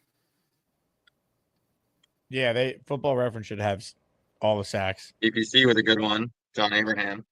Abraham should definitely be on there. He's there. 4. He's 3. I said no Klecko. 3. No. This only has Klecko credited with 24 sacks, but I'm trying to see if I can pull Pro Football Reference. See if it's different. I don't know why StatMuse would have that. Interesting. All right, Gaston. All right, I'll give you Gastineau's 1, Klecko's 2, Sean Ellis is 3. And then, yeah, Football Reference went before stacks were an actual stat. So it's 2 old-time guys, which I don't know many would know. Nobody said those names in the chat. Yeah, Chris, very good. Jerry Philbin. And I've never heard of this guy, so I'll just say it. His name is Verlin Biggs. From 1965 to 1970 at 58 and a half. But the other guys, StatMuse has it as Gastineau, Sean Ellis, Abraham, Mo Lewis, and Calvin Pace. Calvin Pace is actually a sneaky one because he played so many years. Yeah. Remember his contract? It was shocking that a free agent, I think he got 7 years, $49 million from the Cardinals. And then right after that, right before, we did Bart Scott, 7 years, $42 million. Back when guys got 7-year contracts. You don't really see that anymore besides for the quarterback position. 6 years, $48 million. His Pace? Bart Scott, $22 million guaranteed. For him. Looks like there were void years on it, though. It really was only a 4-year deal. How many years did he play with us? I think Bart Scott only played from 2009 to 2012 with the Jets.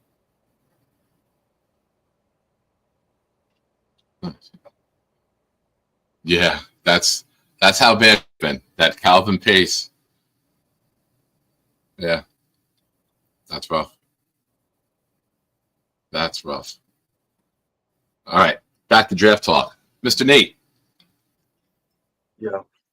Who's some of Nate's guys that you like after round 1? Like, I'm a huge Deion Walker, D tackle from Kentucky. That's my guy. Who are some of your guys that you're like really hoping that the Jets grab? And like you could say, I knew it. I saw that guy. I liked him for months. What position are we thinking, Nick? Offense, defense? Just in general, like any guys that you've seen that you're like, man, if they could really pull it, I think this is a guy that could work out well.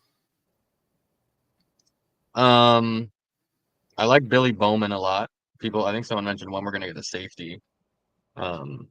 He's just, I don't know, all the guys, I think like basketball, Nick. So it's like, if you do something really, really well, then I'll take you. You know what I'm saying? Rather than Mhm. just decent at a lot of stuff. So Billy Bowman's just like a ball hawking. He's almost like a corner, super athletic, and but he just can't. He's like Sauce Gardner tackling wise. So I don't know if we want to add him next to Sauce because he's like short arms, not very long, not like the prototypical safety. I think that's why he's slipping down the boards, but he's just like a ball hawk kind of guy.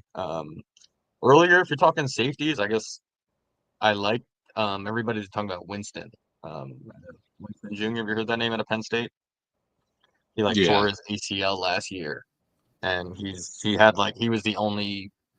probably the best safety in college football year before last before he got hurt. And it's like his only question is injuries essentially. I think he was like the only safety 2 years ago to have an 85 run grade and coverage grade. Xavier Watson round two. I would like to if we're talking safeties. Um, but yeah, I guess I'm still, you know me, I've been on the boat where like it depends what falls to you. So there's 14 D linemen that you and I all know of that if the right guy falls, like if it's like a Tyleek or like an Alfred Collins from Texas, something like that in round two, I'll take it. But if like I wouldn't reach for a guy like Jake brought up Farmer earlier in Florida State, who I like, but I wouldn't like reach at round two necessarily. CJ West, another one from like Indiana, who I wouldn't again if like those big run stuffers like Kenneth Grant, obviously if he's there in round two, run up to the board and I would love Kenneth Grant, but if not, there's CJ West and a lot of those guys. TJ Sanders, I don't know if he'll be there actually much, maybe probably not past round three, but um yeah, there's so much D line help, but you can't. I don't know. Again, it's just like it comes down to the best player available on the board. But at some point we do need a D lineman. We do need a tight end. I like Gunnar Helm, and Ferguson. I think are two of my favorite tight ends. Where Turd Ferguson. I agree. Where it's like Warren and Loveland are up here, but I think Jake, like, I think it's Warren and Loveland are like this, and then everybody else is like this. You know what I'm saying? So like, people are arguing Warren and then blah blah blah. Where it's like I'd rather have either of those two guys, and then if not, we can just wait until round 3 or 4. And I know a lot of people don't want to do that, but it's like Dallas Goedert, he's a good tight end, right? Yeah. Zach Ertz, good tight end, right? Is he top 5 tight end? Like you don't need the best tight ends in the league to still have an impactful tight end. Like if I told you a Gunnar Helm or who's the other guy? I said Ferguson out of Oregon, who I like even more, turned Yeah. into like a Zach Ertz or Goddard, who never like dominated the NFL. They were never like Gronkowski, like all these like names that we like to talk about now, or Brock Bowers. It's like those guys don't come around that often. Like who was the generational tight end before those 3 guys, before Kelsey, Gronkowski, and Bowers? It's like it's not every draft a generational tight end is going to come out. That's not guaranteed. It's just not going to happen. So unless someone can literally come on and I've been asking you, Jake, like someone just tell me that he's the greatest thing since sliced bread, and I'll believe it. But it's like everyone's like, yeah, Warren's really great. Like he's really nice. Yeah, it's like unless he's Gronk, I don't want him at 7. Period. Shout out to 3 Sibs. Shout out to But the yeah, big fella. those are guys that I've like. Big fella with a super chat says Jalen Walker seems to be coveted by the Falcons. How high do you see him going, or Atlanta would trade up to get him? Jake, I'll throw that to you first. Where's that coming from? The Atlanta wants him would be my question. If they want him, I don't think they would trade from 15 to 7. I'd be surprised. That's a team that could be in a double trade back, right? If the Saints do get a little frisky and jump 9 to 15, if you make that Saints deal first, I'd love that. That'd be great. Yeah. Because if you're at 14, 15, say 15, right, for the Jets' perspective, say you go 9, then you go 15. You're probably not having Warren because Warren probably went to Indy before you. So that leaves you with, Loveland. I think, a lot of good. Yeah, it leaves you with Loveland. It leaves you with some tackle options. It might leave you with like a Kenneth Grant, you know, a big defensive tackle to bring in. And who knows? Like they're going to have to. I'm almost more intrigued in picking in the middle teens than I am picking at 7 because that means we also got multiple other picks with it. I don't see anyone for us at 7 that I have to have. Abdul Carter, yes. Nate doing his candy shop impersonation if it's Travis Hunter. Those two I'm interested in. But other than that, there's not a guy that, like, we miss out on Membu. All right, Banks is okay. We miss out on Warren. Loveland's okay.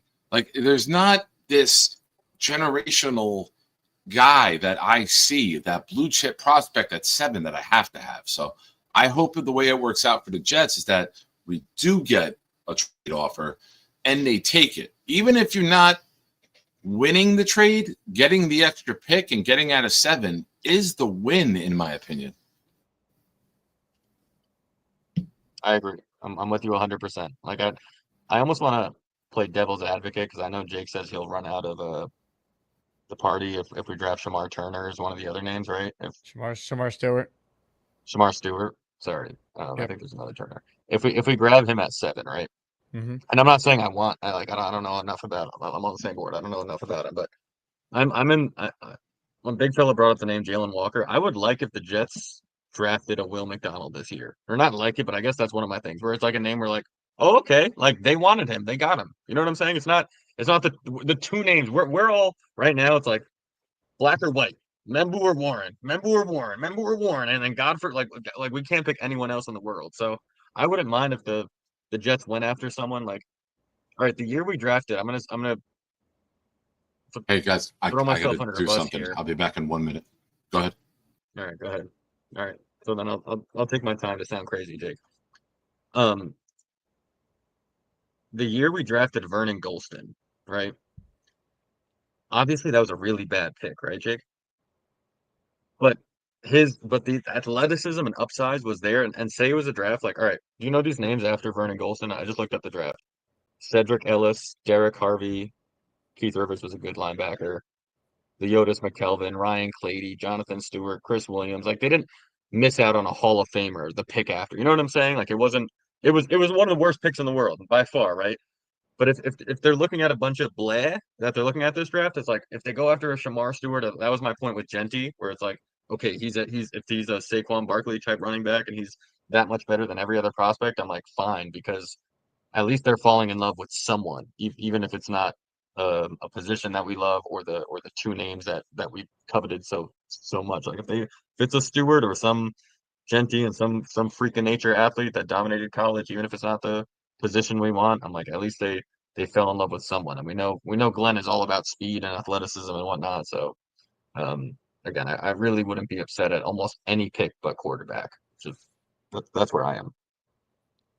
I see that point. I guess my thing would be like just because they would like that player, like every team that takes a player in the first round really likes that player, they wouldn't take him, you know? So it's like use conventional logic with your decision making here. You know, don't take a risk for the sake of taking a risk. Just be sound in your process. And if you're going BPA, fine, but like BPA also you have to be able to deviate from that because then you get Mike McCagden who went BPA with safeties in the first and second round.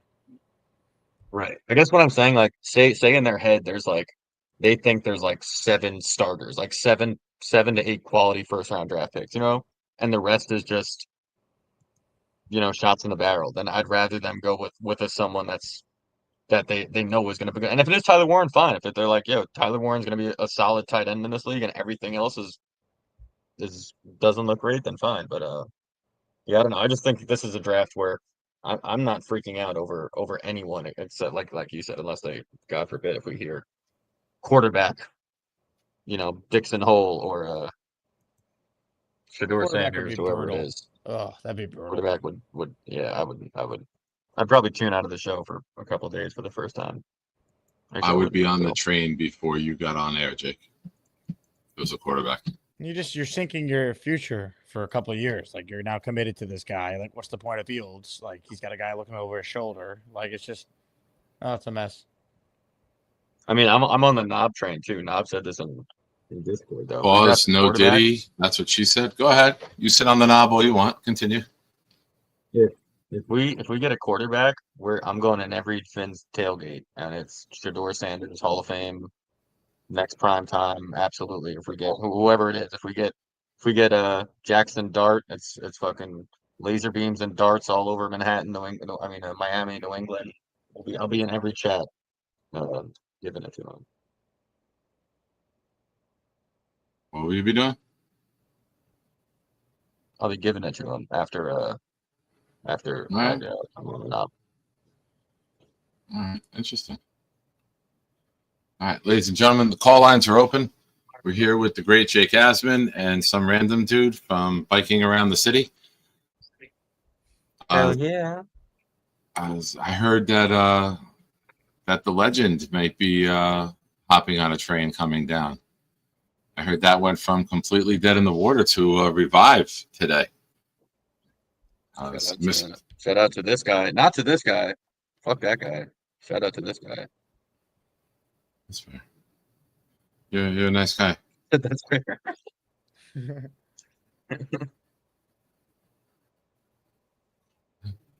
Sorry, trying to do a couple of things. We got something going on at the house right now. Trying to multitask right here. All right. Let's just talk draft in general. Yes. Give me your biggest surprise of night one. Like Cole Strange was one a few years ago, right? Michael Penix was one. Like, give me like a team that you see shocking the NFL world, or a potential player that just comes out of nowhere, or the Aaron Rodgers effect, the player that's sitting there and doesn't go. Like, who do you see could be any of those scenarios? And either one of you guys have one ready in your head, feel free. Dart before Shador. I like it. Yeah, that's. I think Dart goes to Saints, and I think Shador actually ends up with Pittsburgh. Where? I don't know. I mean, I think that's awful. I think Shador could be a Geno Smith type. I think Jackson. I think Dart can fall. I think the year what was the year? There was only one first round draft pick. I think the Steelers just took Pickett. I think. Yeah, it was like and then Malik Willis. Yeah, and Malik Willis and stuff. And people have been talking about this draft class being a terrible quarterback draft class forever, and sometimes it just is that, and the evaluators see it as that too. So, I mean, there's a chance because quarterbacks are quarterbacks, but I think there's a really strong chance there's only one quarterback taken in the first round, and then we see the Geno Smith fall, and see what's going to happen. Then someone will jump up late day too to snag a quarterback if that's the case. So similar to what you said. Interesting. Do you see any team taking a quarterback that we don't expect? Could you see like a Dallas Cowboys, if Sanders is there, Dallas just taking it and figuring it the fuck out? I'd be shocked if they took him. I could see the Rams taking a quarterback, right? Look how close they were to moving on from Stafford. If there's someone they like at the end of round one, I could see them maybe. Like if Sanders falls to them, I could see that working. Sanders and Stafford are similar as far as athleticism and like how they play from the pocket. I mean, Stafford's got a way better arm, but I could see it. Yeah, you'd think the Steelers, unless Aaron Rodgers is definitely going there. But even if Aaron Rodgers is going there, you'd think the Steelers at some point. I would still take a quarterback. Yeah, take a flyer and try to solve that position in the future, if not this year. I'd have Rodgers mentor him. Wes coming in saying Dart to Rams. You heard it here first. That would make sense because he needs to sit. Like he's got talent. What was the bet? Sorry, Jake.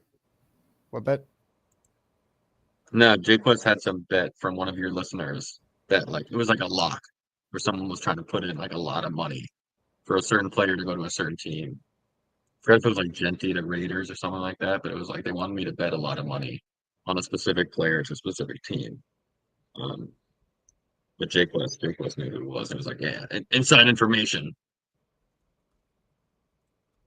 I don't know. Shout out to Sean. Thank you, man. Glad you appreciate the stream.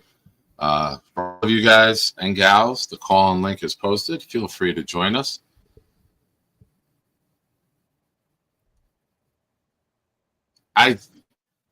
Who is the quarterback? Dart is just the quarterback that declared he won't be at the draft, right? He was invited, and then I think he backed out just like a day or two ago. I thought someone was going to go. I thought it might have been Dart or someone was going to be in the first round where I was like, whoa. because I didn't think they were a lock to be in the first round where they were going to show up. I thought it was Dart, but maybe you're telling me otherwise. Dart was on the initial list, as Schefter tweeted out from the NFL the other day, of draftees in attendance. And then I believe the next day it came out that he is not. Yeah, someone smart got in his ear, or he watched some Aaron Rodgers YouTube highlights from the night he was falling and sweating on live TV. I got you, Jay. Big fella coming at the NFL retry. I didn't see that. Is that are you just taking a jab? Invite, can you?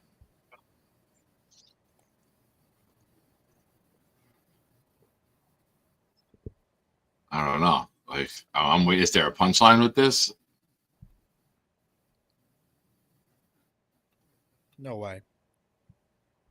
You don't release your official list of draft invitees and then say, gotcha, bitch. You don't pull like a Dave Chappelle and just say, nah, psych.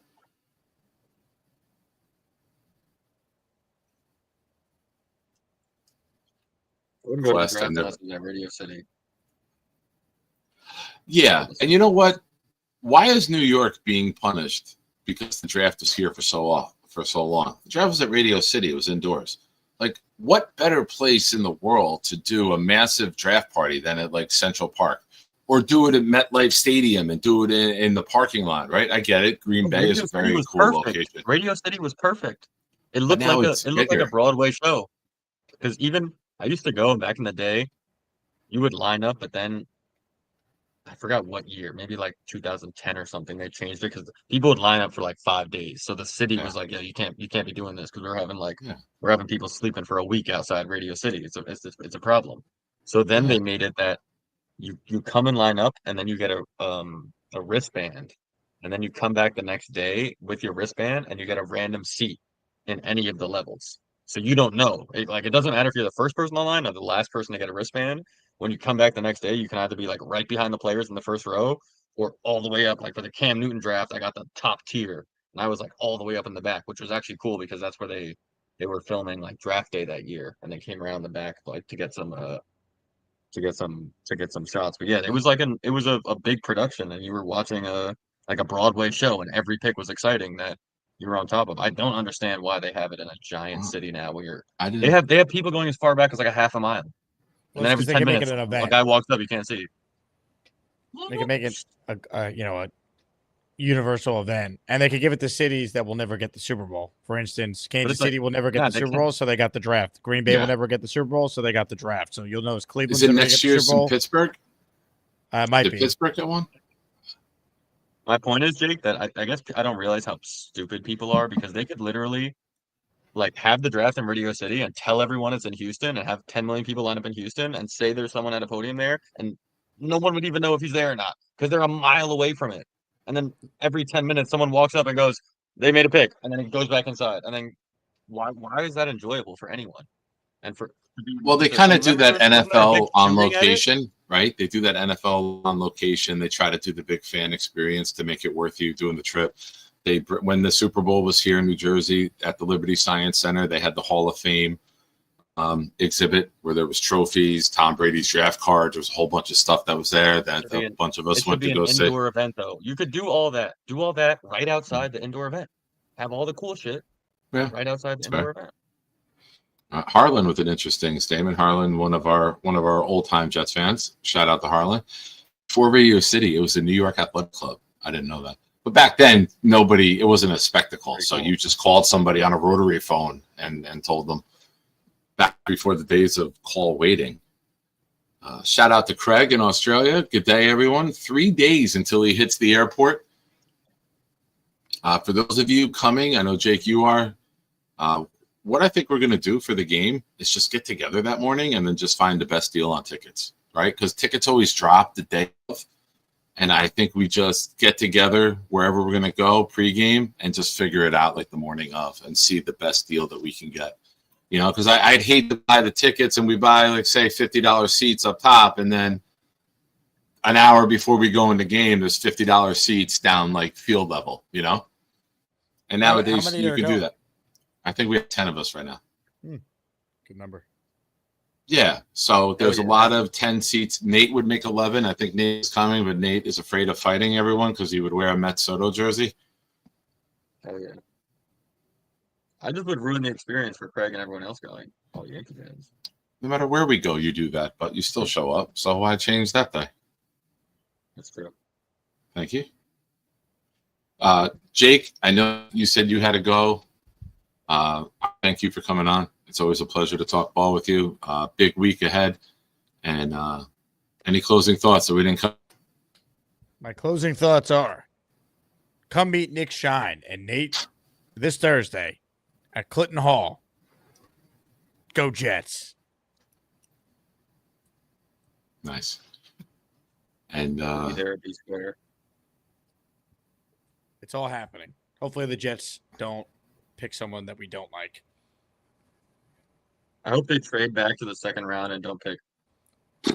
That'd be the funniest thing ever if they end up not picking in the first round. Jake just at the front door. Party. Jake handing out refunds at the front door because it's a Jets draft party and the Jets didn't draft. The official flyer says NFL draft watch party. Okay, all right. Oh, We're very, watching very good. everything. No refunds. Oh yeah. Bobby at the Great door. scenario, though. Jake, I want my money back for the hotel, everything. The Jets didn't pick.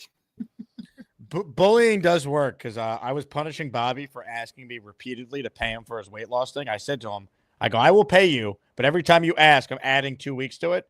And he sent me like 7 messages over the last 7 days being like, no one's paid me. I can't come to the draft party unless you pay. So I just paid him early so now he can go. But that's the last time I ever do anything nice for Bob because I broke my own word that I wasn't going to give him the money if he kept begging for it. And he got what he wanted. Bad job. I went on his show today and I said to him, Jake did it for the content, the live content at the party. I did. And I want people to have the experience of Bobby Midnight there. But if he smells, I'm throwing him out on the spot.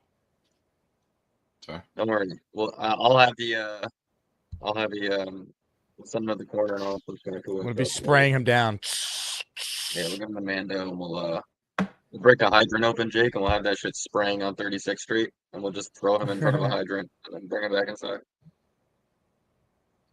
Awesome. I can't wait for it. It's going to be exciting. It's going to be a good time seeing everyone. It's really cool, Jake, what you've done and then watching you grow, develop, and having 300 people show up for a draft party and having people like travel for it. You know what I mean? It's not like it's just all people in one little town getting together. Like there are people who have like made me vacations out of this, you know, to come be a part of it and not want to miss out on it. You got people coming as far as the Bronx and Connecticut. Allegedly. Everywhere, baby. Yeah, it's awesome. I'm just things like this is why I couldn't wait to move back to New York a year ago. It's like be able to do these events and bring the community together. Because that was the one thing when I was in Houston. It's like I was doing the show and following the team every day, but you know we couldn't do 5 watch parties like we did at T Squared or the Long Island. It'd be you and Gunny in his living room in Houston. Just you and Gunny sitting there watching TV.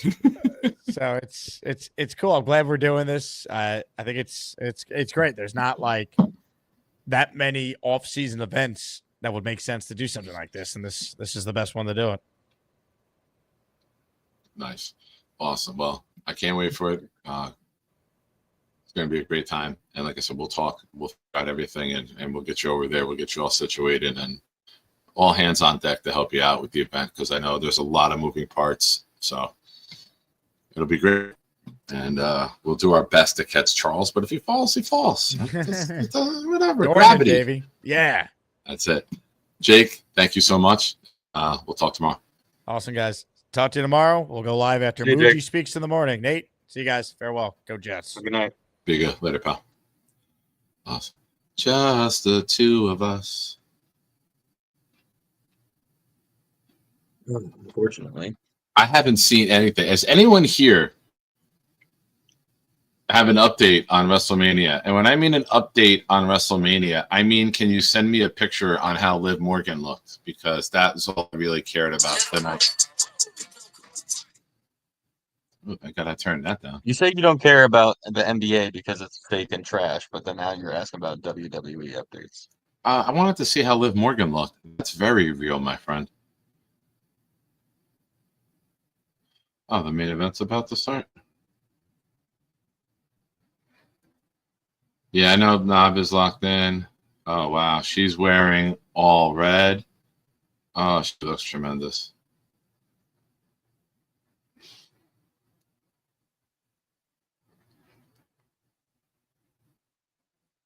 Let's go. If I can hit that button. There you go, ladies and gentlemen. Little Liv Morgan for you. All right. Call line is open. Nate seems to be a major deterrent in this. Oh yeah. You want to do a mock? Rick Ken already said goodnight, so if you want to do a mock, do a mock. Rick can't hear. I don't want to do He's it in the not. presence of Rick. He's He said gonna text me again. he'll say goodnight. I'm not in Rick Kent's good graces because I brought up the moon while Gary was on last time. Oh boy. So I gotta be But careful. in honor of Rick Kent, Welcome, my friends. It's a shine time, shine time. It's time to talk about the Jets. Don't you know it's shine time, shine time. It's shine time. Time to be with my friends. Hey, have you seen my toe? hell yeah. You want to get that queued up? You want to do a speed one? Oh yeah. All right. Oh me? While Nate's doing that, Yeah. I want to remind everybody right now, it's 420. Yes, it's Easter. Happy Easter to you. Thank you for watching the show. Thank you for being a part of this fun little community that we have here. But I do want to give you some other news. If you go to the description of the show right now, there's a link. The link is to Blitz BK's album, which dropped today. Go cop that. Purchase that. Support our guy. He gave me 4 different banners to use. We got the Subway. We got the cassette. Google what a cassette is if you're young. We got a CD.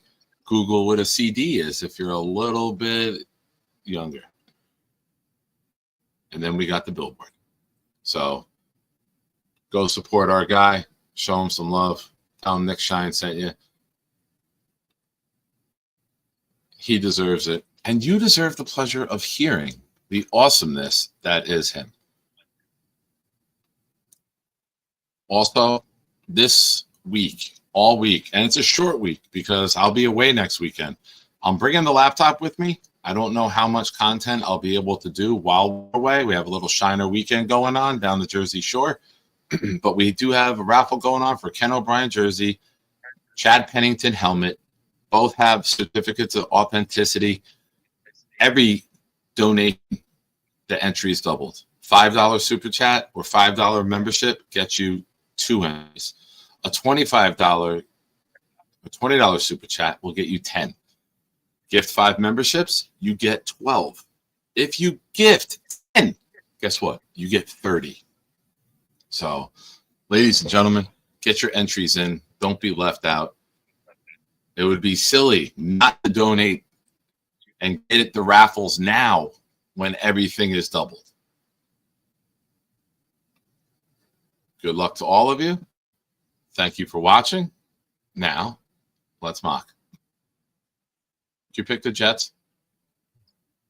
Yeah, I did. Okay. Can we promise the people this is the last mock draft of the year before Thursday? 100%. This is absolutely.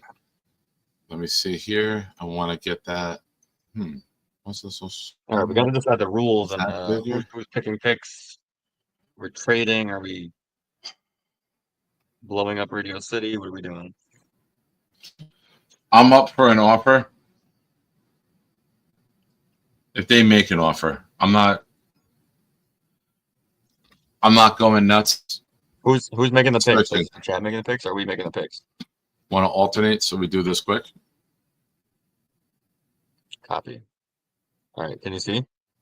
I can, but for some reason it's not going full screen here. Give me a second.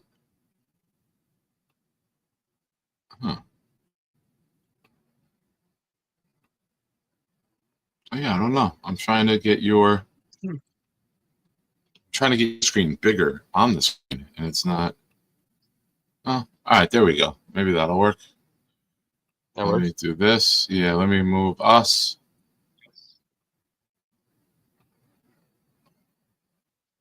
Or we just talk and we have that up. All right, let's rock. Good? Good to go? Yeah, Okay. yeah. All Straight right, up. starting. All right.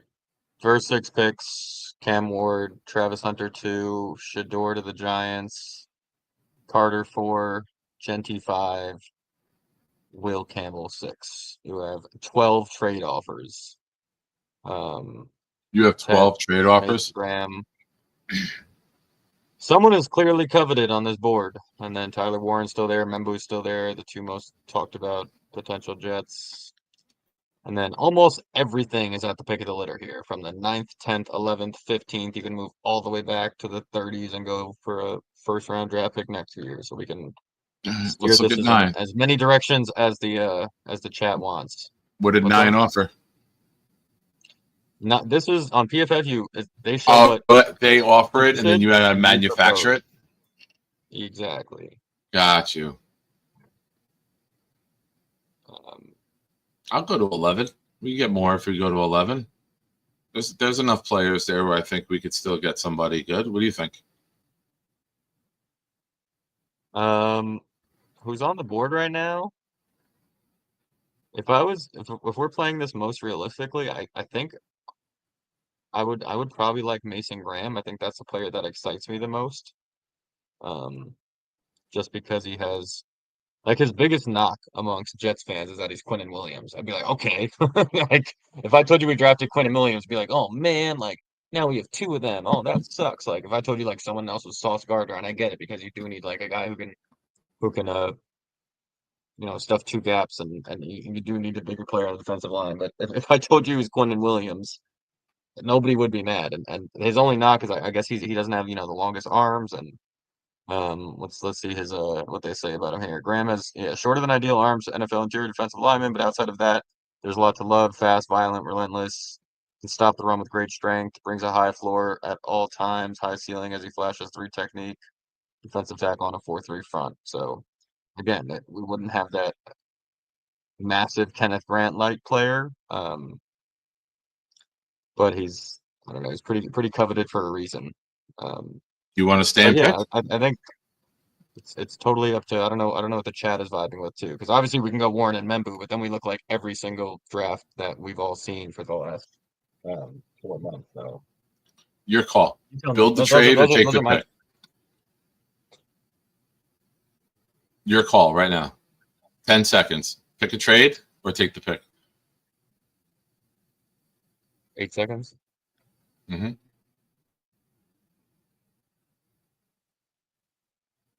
Yeah, I'll take it. Mason Graham, New York Jet. All right. 42. Ooh, my fucking boy is there. Pardon my language. All right. Armin Norman Lott, Kevin Winston Jr., Trey Amos, Benjamin Morrison, Jake Loves, Jaden Higgins. Another, I don't know if I can handle another Iowa State roster another Iowa State wide receiver I on know. this Go down a little bit. Let me see the tackles. Just give me the tackles, the That's tight ends, and the wide receivers. And Jackson, Rafael. I like Rafael, but we're not taking him. You said tackles and wideouts? Give me the tackle. Yeah. Higgins, and then what? Jalen Roy tackles are dead. You got Ursary. Ursary's gonna be good though. Like you can't trust PFF. He might go this high because he really is one of the only true probably like possibly All right, plug and play go tackles. back up. Go back up, please.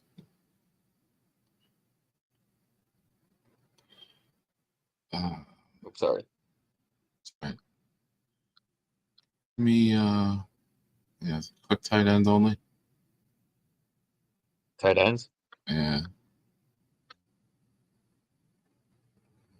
Yeah. All right, give me tackle. I'm gonna cue in on tackle here. Or we got names that I like. too. If you want to go down 54, 58. Nah, I'm not gonna trade here. 12, 14 picks. No, I'll just stick a pick. Let me see the tackles. Did you want to look at tackles? Please. Yeah, I saw a couple names I like. I just want to make sure I'm not missing anyone. There's one name. Give me Ursary. I like him. Yeah. He's nasty. I like that. We need that on the line a little bit. We have some nice finesse pass rushing pass protectors, but I do want to. The other guy I would have loved here. I love this guy. I get it. Like safeties. But people don't love safeties, but But yeah, if we go defensive lineman and offensive lineman, and they end up being good players for us, that's a pretty Yeah. good start for a No, I got GM's you. I got you. tenure. No, that's what I'm saying. If you go Ursary and Graham, and they turn out, and we got two guys in Yeah. the trenches. You get a guy who's a top 10 right Stafford, tackle, holy and you get it. ball sack. There you go. Oh, fucking licking dick again. Oh boy. For a 3rd round pick, I think you just want to lick one to look at. Winston. I mean, I love Royals too. Jalen Royals is great.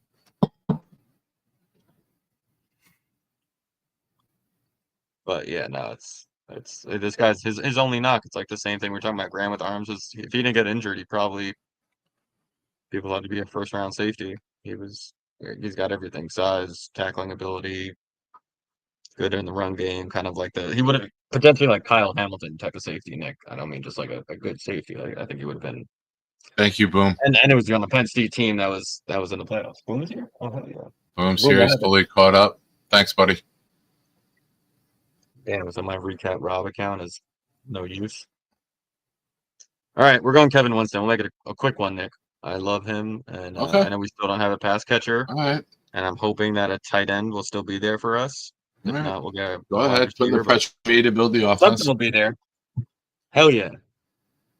All right. Give me just click on offense for the can you do that on this one? Or give me wide receiver and tight end only, please.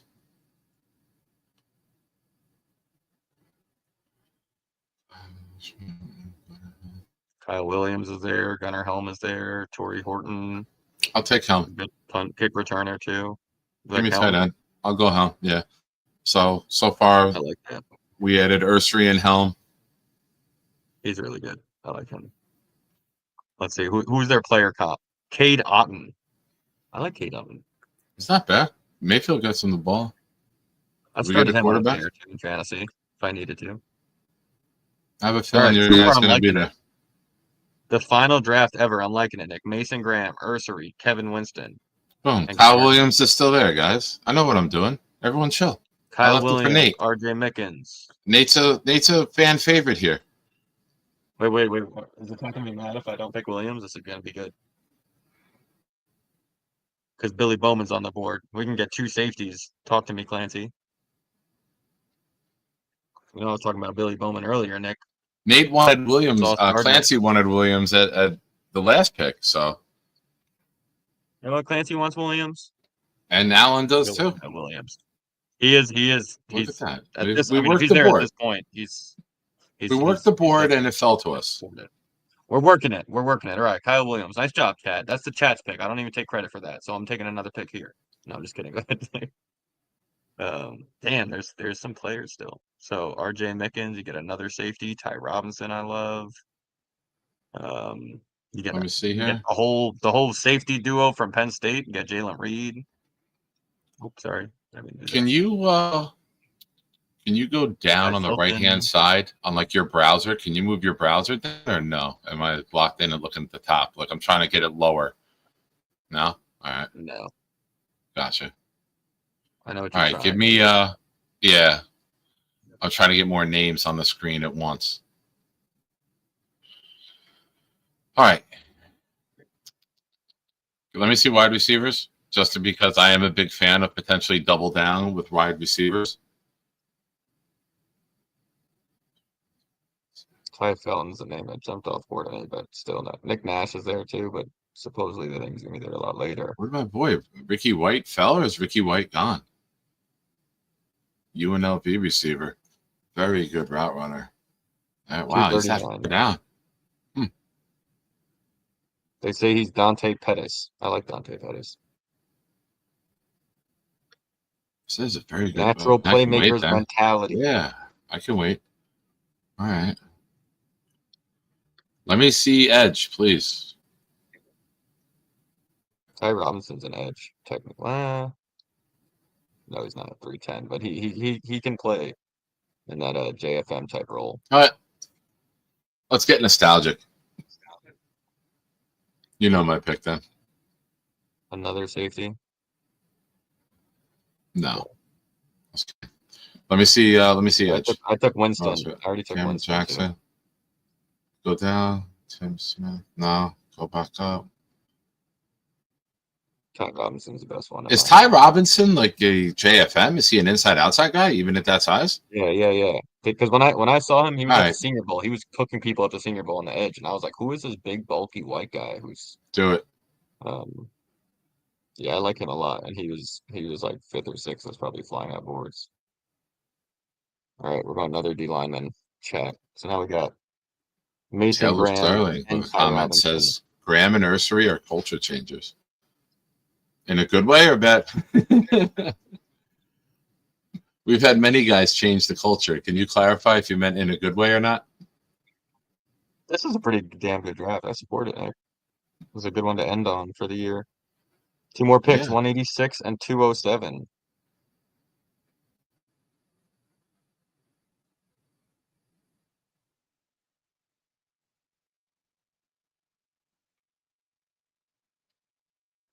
Let me know if you see a name or if chat sees a name that's It's your pick. jumping. It's your pick, right? Is it my pick? Yeah, I took Robinson. Let me just make sure I don't want to mess up. Oh, Oh, my boy there's your Miles guy. Frazier is Go still ahead. there. Go ahead.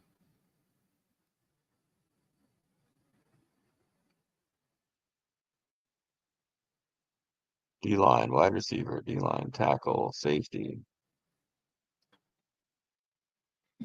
Boomtown says grab a kicker. You know what? I'll make it the greatest draft ever. I'm taking RJ Mickens. I'll leave you to make the right choice at 207. Final pick. So we did double down on safety and D-line. We got Mickens, Kevin Winston. And we got Ty Robinson and Mason Graham, the 2 positions we doubled down on. We got 2 pass All right. catchers as well, if you want to consider that a doubling down with the wide receiver tight end here. All All right, give final me pick. Hold on. Give me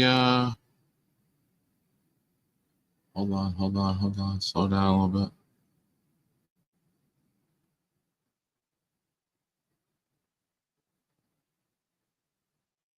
You know what? Give me go up. Go up a little bit. Crazy, didn't they? These motherfuckers. Let's go to go down. Which The other way. down? This way. Keep going and stop. Stop. Give me Jay Higgins. Let's get a linebacker, special teamer, someone to fill in that Sherwood role.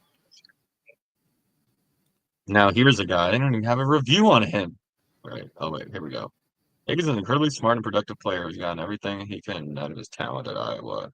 92 overall grade and 94 coverage grades in 2020 both ranked around elite FBS players at the position. Unfortunately, Higgins' lack of size and speed means he must be the perfect match of his technique and reads. The lack of tools could be magnified in the NFL, and him taking this slow, ugly Now, motherfucker. here's what I'm going to say to that.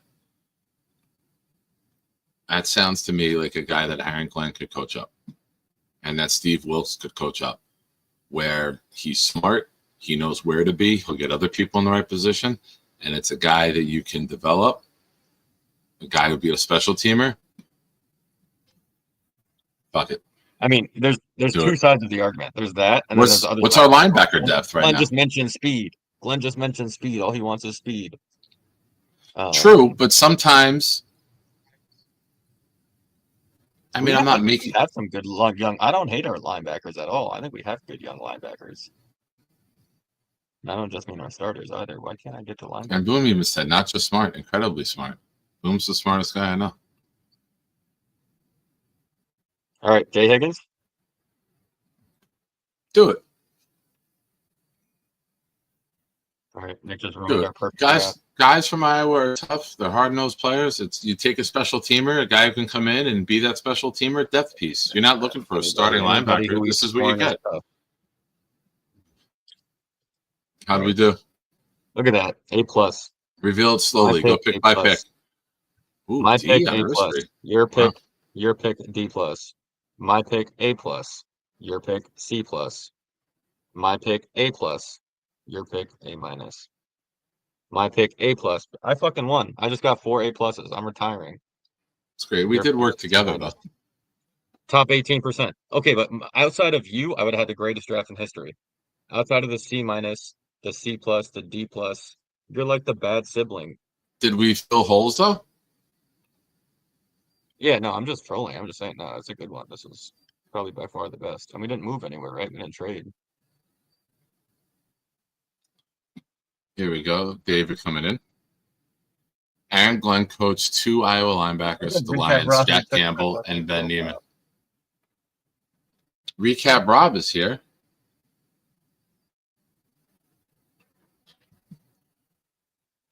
I mean, forget the grades. As we were going, you were saying how good it was. If you get Ursary and Graham, those solidify your trenches, right? Your D line is set now going across. Your offensive line tackles are set. Ursary, everything I read has nothing to do with him wearing number 69 in college, but I do appreciate that. That's a guy who's got a nasty mentality. I want a nasty, aggressive run game. I do. You don't have this lame duck quarterback anymore that you have to have elite pass protection at every position. Sometimes you can get that top of the line run blocking type of guy who's okay in the pass protection, and your mobile quarterback and your scheme and your tight ends chipping help with that. I mean, I like to Clancy, that's the best way to summarize this. If that was our draft, we would know our trenches are solidified. We got some nice guys who can come in at wide receiver, tight end, on the back end of the defense, and all of those guys have potential to be impact players. Now, the last pick draft, that's where you roll the dice, right? We talked about it earlier. That's where you roll the dice and you say, all right, this is a guy, maybe we bring him in, we coach him up. You can get him to lose 5 pounds. You can change his body type over a year or two, and you can make him faster. But you can't teach the smarts, and he's got the smarts. Incredibly smart, as Boomtown said earlier.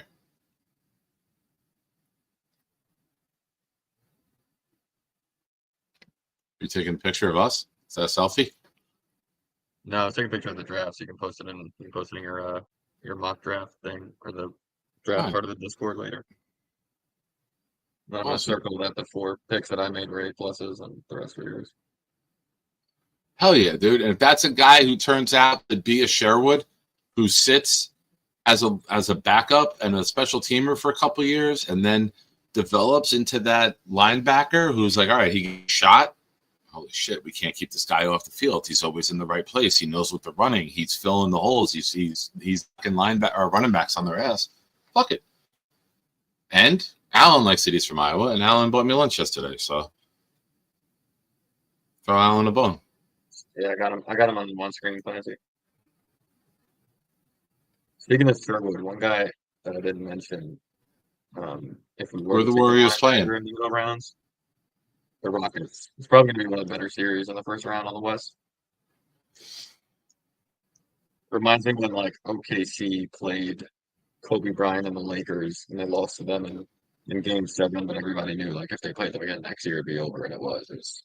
Kobe was on his way out, and Kevin Durant and Russell Westbrook and the Thunder were an upcoming team back then. It's kind of the same thing with the Rockets, where the Warriors are trying to make the last stand, but they're still here. All right. Well, ladies and gentlemen, I think if nobody called in, we might just have to wrap it up. So, chat, this is where the show's continuation is in your hands.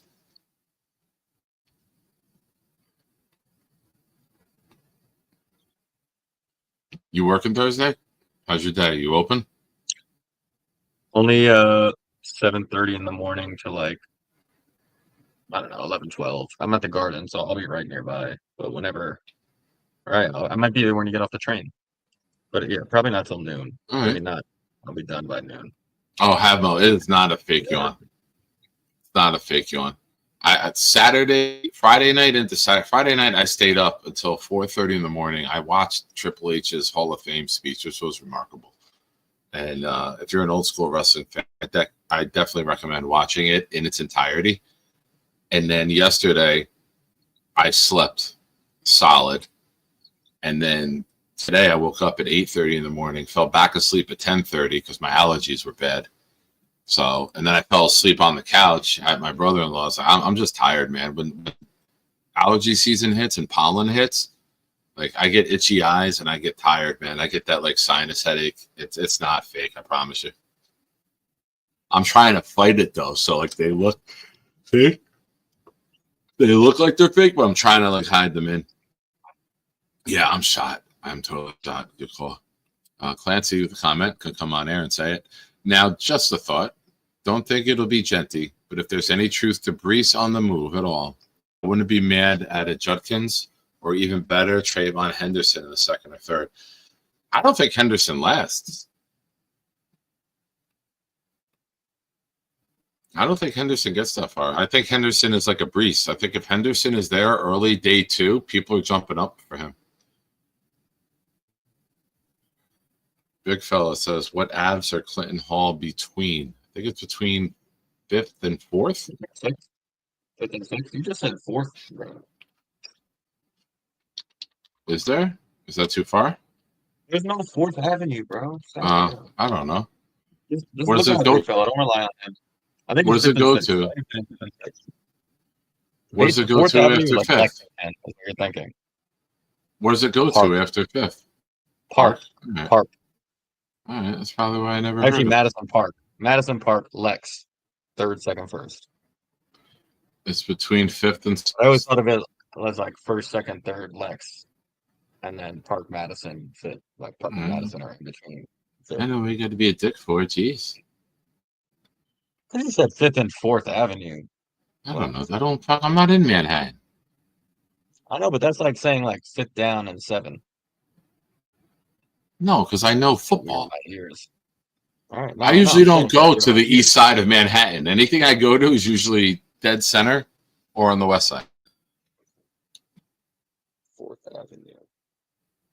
Yeah, Matthew Smith with a great comment. Oh, you're so fun. You're a nice guy. Thanks, man. Matt, glad to see you stopped eating a bag of dicks to take the type. You're a nice guy.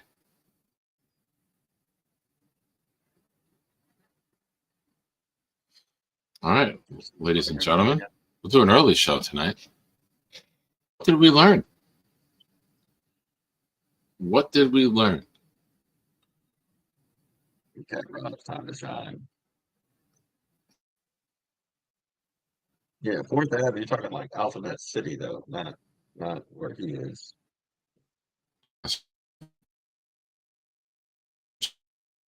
We're not thinking all the time.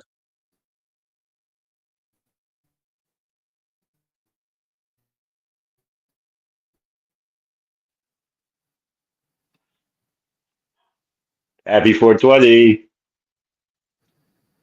Thanks, Jay. No fucking way, Jay's on the screen. How you guys doing?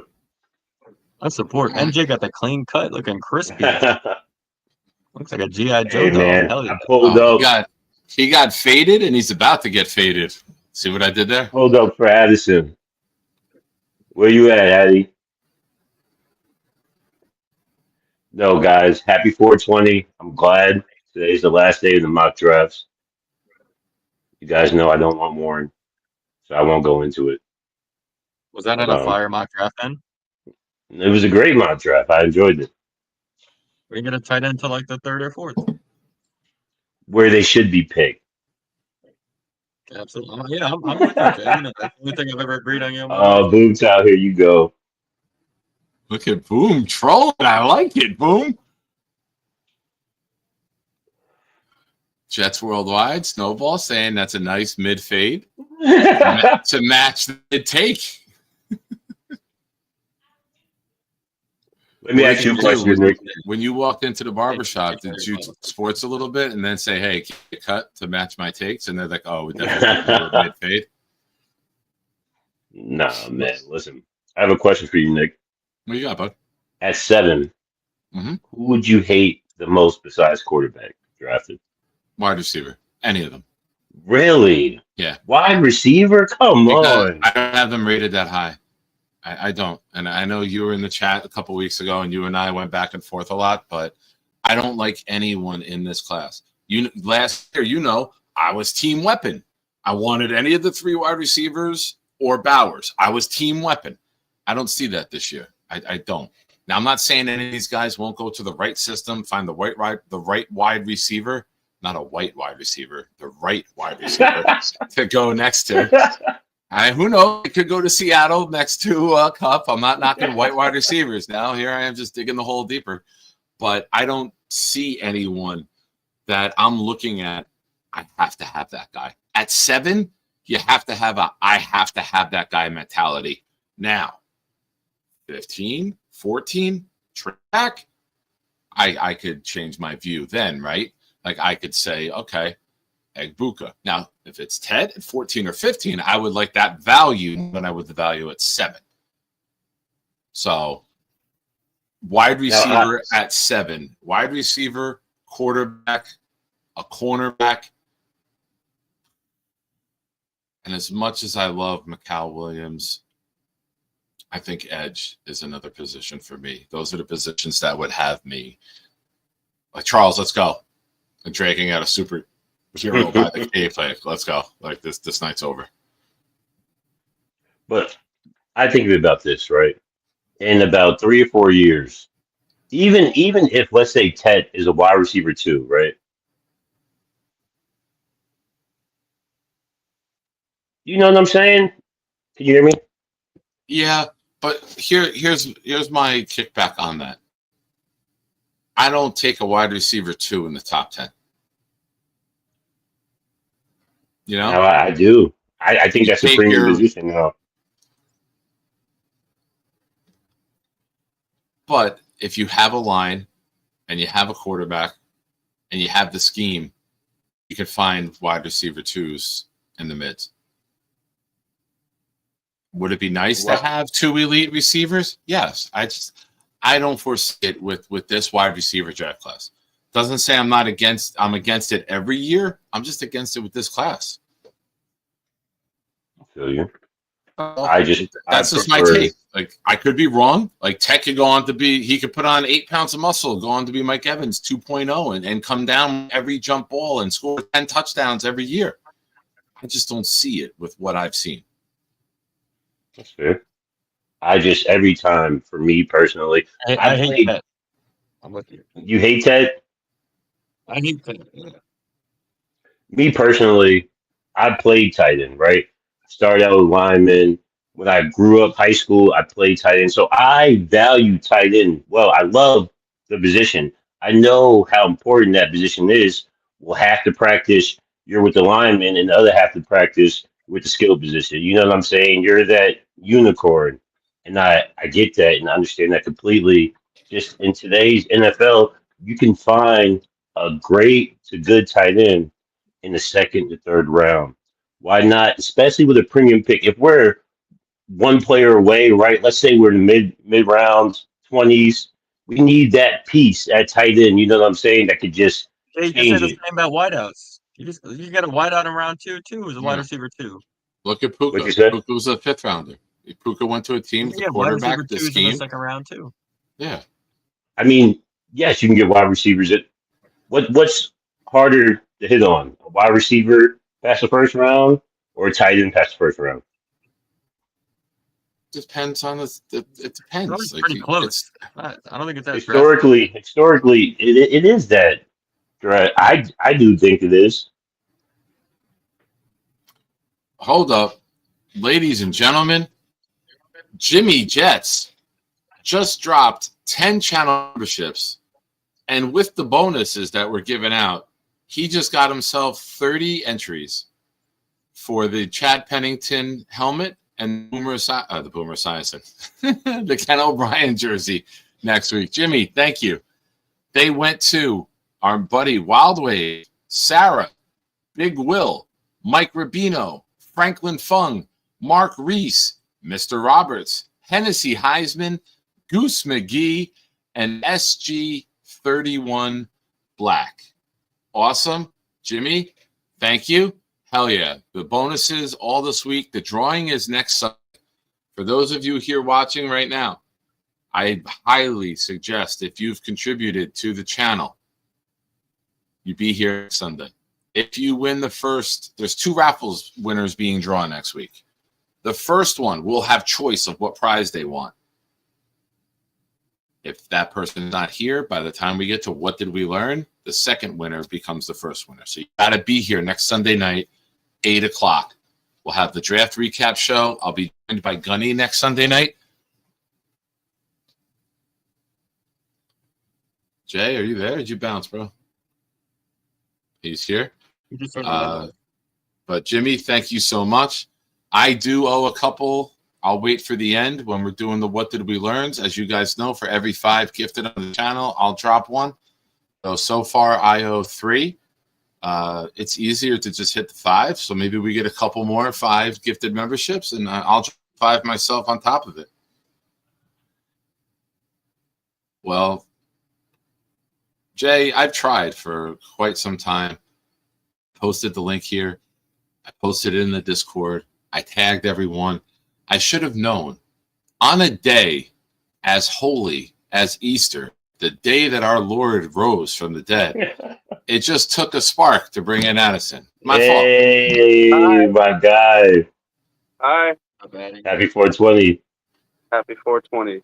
Hell yeah. Hi, Nick. Is that your pen? Buddy. It's my Chad Pennington. Okay, hold on. Let me get my pen. That was a solid draft.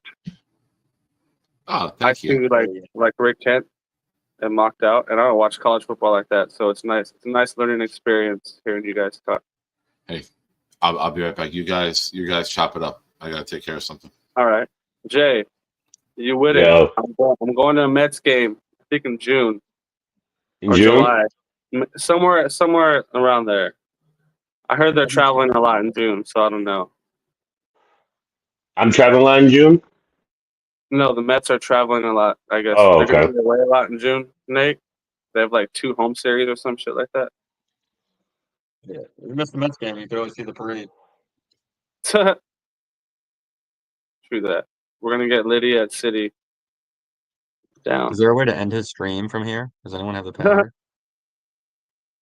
Yeah, we all just click out right now. We all just leave studio at the same time. I'm Yeah, fucking yeah. dying off this Struggling pen. over Hold there. on. Shit. Jay is struggling. Get some water, bruh. Where you at, Nate? He's right there. I'm right here. Oh, okay, you got your pen. I see you. This is a light. This is an actual pen. Uh-oh. But I broke the top I off miss my hair, bro. during the show. Why? You're supposed to grow out that fro, like Kobe back in the day. Yeah, I still don't forgive you. I still don't forgive you for not coming on Thursday. I'm sorry, Nate. Sorry, bro. Gotta be there. I'm disappointed in myself. There'll never be another opportunity.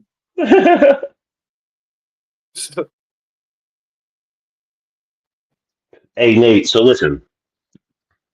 At 7, how the board is, you know, how we project the board and the consensus 6 before us. Who would you take at 7? I don't even know who the projected 6 is before us. I know 3. I know there's the quarterback and those other 2.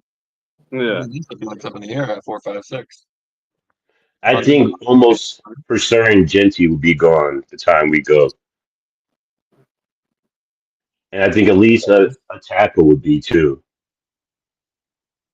See, you don't Yeah. even know the consensus 6. I'm asking you. Okay, so let's say the 6, right? So we'll go with Ward, Carter, Hunter. Then we'll go Campbell, Graham, Genty. Yeah, so I'm telling you. You taking tight end then?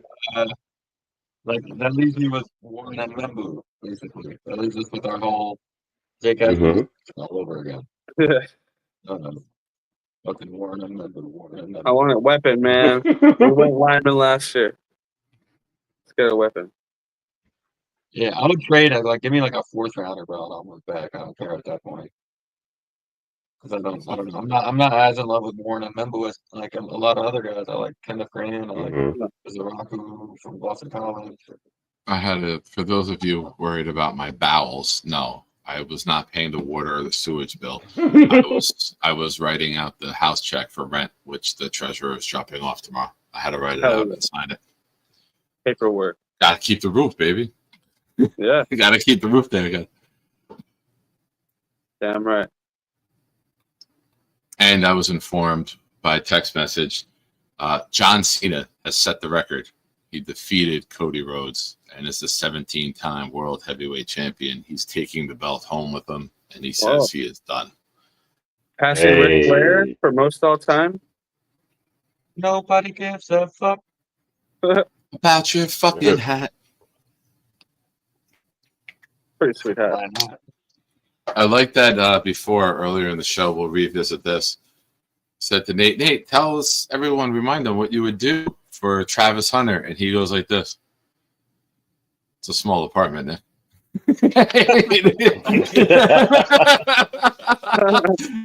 did one of these.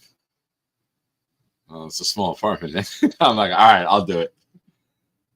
Social distancing. Sorry, Boomtown. Damn. Well, I told Jake to crash my parents too, bro, and he's still not gonna come on Thursday. He literally just thinks he's boom. the best in the city, bro. How disappointing. What happened? Jay's not coming. I told him he could stay at my parents. All he has to do is get to the draft party. Yeah, bro. Go, dude. It's lit. Get on a bike, bro. You want me to send my bike to you? Jay, you get up here. Don't even worry about giving me money for the house. You get up here, you got a place to stay for a couple of days. Oh my God, guys, don't do this to me. All right, so you got So, you got the If spot you in get up Jersey. here, You got 2 cribs. we got you Thursday, Friday, Saturday night, dude. The house is paid for between me, Tom, Knob, and Graves. And the one room has 2 like bunk beds. Ooh. And what Clancy said is, "Don't be a bitch." So, are you a bitch? Okay. We know you like Duke, but we don't want to say that. Oh, Clancy man. likes Duke, so he wouldn't call you a Yeah. bitch for that reason. I may have suggested it or implied it, but if you get up here, dude, you have housing. Done. That's covered. You just saved $500-600 over the course of 5 nights. Fucking Rick. That's The only way you crazy. wouldn't have housing is if you arrived and you smelled like Bobby. I promise you I won't. Hey, man, listen, I appreciate you guys. You're making it a whole lot easier for me. You're making this decision a whole lot harder for me, honestly. I mean, I just got back from out of town, and I just appreciate you guys just going above and beyond, man, just to make sure I'm there, man. And Dude, if you can get up thank here, you. you have Thursday night with even if you come up Thursday for the draft only. I mean, I know you want to get to Long Island and see your family too. So Nate offered his place for that early in the week, and then you come down, or you come down when Nate comes down, and you guys come down together. If you don't want to come down, you don't want to come down specifically Thursday night. You could stay up there, and then you head down. And we're good till Sunday. And then I could take Nate back up on Sunday if he doesn't want to go. I could take him up here to like a train. So we'll make it let all me work, man. That's confirm what family everything. does, bro. Family Thank figures you, it out. man. I really appreciate you guys for real. And I'm really thinking about going, man. So thank you. I just have to talk to their mom because I already told them I wasn't going, so. But thank you, man, for real. Nate, Nick, Addie, all you guys, man. Thank you. Man. Get the Hey, that better- bus. You chip in a little bit for food, and if we go over to course, AC, yeah. you got. I have money too. It was just like the whole thing, right? Like I basically spent $800 just this weekend, right? And it's like I didn't have. That was basically the money I had for next week, But we don't have to get into that. Thank you, man. The guest room at Nate's parents, comfortable bed. No, Eddie. Great. 10-star review. My family Nate. in Hold on, Jay, Huntington, hold on. and Hold on 1 second. Damn, Nate, Addie's talking about the bed at your mom's place. All right, go ahead, Jay. What? My family's in Huntington and Greenlawn. I've heard of that Yep. station. Comfortable Yeah. couch too. That's right, Clancy. Yeah, and then you chip in a little bit for food at the house. Knob's the chef. Knob's gonna cook. It's gonna be a hell of a weekend too, bro. Yeah, dude, it's gonna be. It's not like we're like going out and going wild. We're not going clubbing in Atlantic City. It's gonna be this show brought to life. It's gonna be the Discord brought to life. We're gonna hang out. We're gonna chill. We're gonna have fun. We're gonna watch the draft. We're gonna go out at night, maybe go over, play a little bit. Like it's not gonna be a wild, expensive party. You spend as you choose. It could be. I'm gonna bring. I got 17 cigars. I'm gonna bring. We can't lose on draft night. We're gonna celebrate. Thanks. We could be the next Vernon Golston, and we'll be chanting his name down Broadway on bicycles. It'll be lit, Jerry. Sanders. Oh man, Bro, if we draft Tyler Warren and you're there, I expect you. We're gonna have signs down Broadway chanting his name. Bro, I would be so fucking mad. It don't matter once he's a Jet. Like here. This might be one of the most consecutive great comment runs we've had in a row. Jay Graves first says, "I'm so fucking excited." hell yeah. Okay. Next comment, Tom Ace. I was promised we were going to try and get Snooki at the house. Clancy then says, "I'll have weed." Follows it up with the plant and person, maybe. And then Rick Kent, "I'm having FOMO." Yeah, facts. Sorry, Rick. Thanks, Rick. It's going to be a great time. If you can make it, don't worry all about these events I missed, man. Like I can't keep missing them, bro. It's a one-time offer. Shit. One-time offer for free lodging. One-time offer for free lodging. Because as a football dad who had to put together money for a trip to Disney on 2.5 weeks in 2019, I get it. When your kids' sports happen, it can hit your wallet heavily, quickly, and unexpectedly. So I completely respect that. But if you can manage to get up here, you're taken care of, bro. No, I appreciate you guys. Thank you. And is it bad that I'm kind of happy my son ended in third place today because we don't gotta go back in 2 weeks? Like, bro, it's just brutal, man. Like that whole AAU football process, bro. Like, It's a scam, bro. Yeah, man. I'm gonna send you an article, Jay. I'm gonna send you an article. This guy I know wrote it, and I want to go like viral, bro. What's been going on the last like 20 years? It's crazy. No, it's I believe it. It's an adult, not a 100%. boy. Hell yeah, an adult man. But yeah, it's bullshit, Jay. Like, bro, like dudes went to the NBA and NFL before all this money AAU crap happened, and matching stocks and everyone looking like they got crazy Raptors gear. It's like, you all suck, bro. Why are we spending so much on these guys? Shout out to the 4 new subscribers that we got tonight there on the show. Appreciate you guys and gals if you're still here. Oh yeah, let me Jay. Yep, please do. Permanently, I'll remove you from the show too while you do it. I meant for my alternate account. No, don't do that. Don't be a dick. Jay Graves has a message for you. All right. And this just in, you can go fuck yourself. That's decide not to come. Damn. Yep. It's true. It's true. Oh man. All right, hold on. Wait, what? Yep. Yeah. Mama Weed made an appearance today. I get timestamps sent when people fart. We have a member of the community's mom make an internet debut, and I don't get any information on this. Not only that, bro, she was there. Yeah, I didn't see it either. And she flamed weed. She flamed him. Yeah. Yeah. I seen his brother. One-liner. She hit him with a one-liner off the rip. Yeah. Like, oh, Happy Easter, and yes, he likes it in the keister. Shit was great. She hit him. Yeah. She hit him with that as she was cleaning up his room. It was crazy. How do I not? All the fucking messages that get sent in Discord all day long, and I don't get that. Yeah. Weed's mother says he likes it in the back door. Hell yeah. She's a legend. She's a number 1 seed next year already. Just that one call. She literally said that while picking up his solo cups and cigarette butts. It was amazing.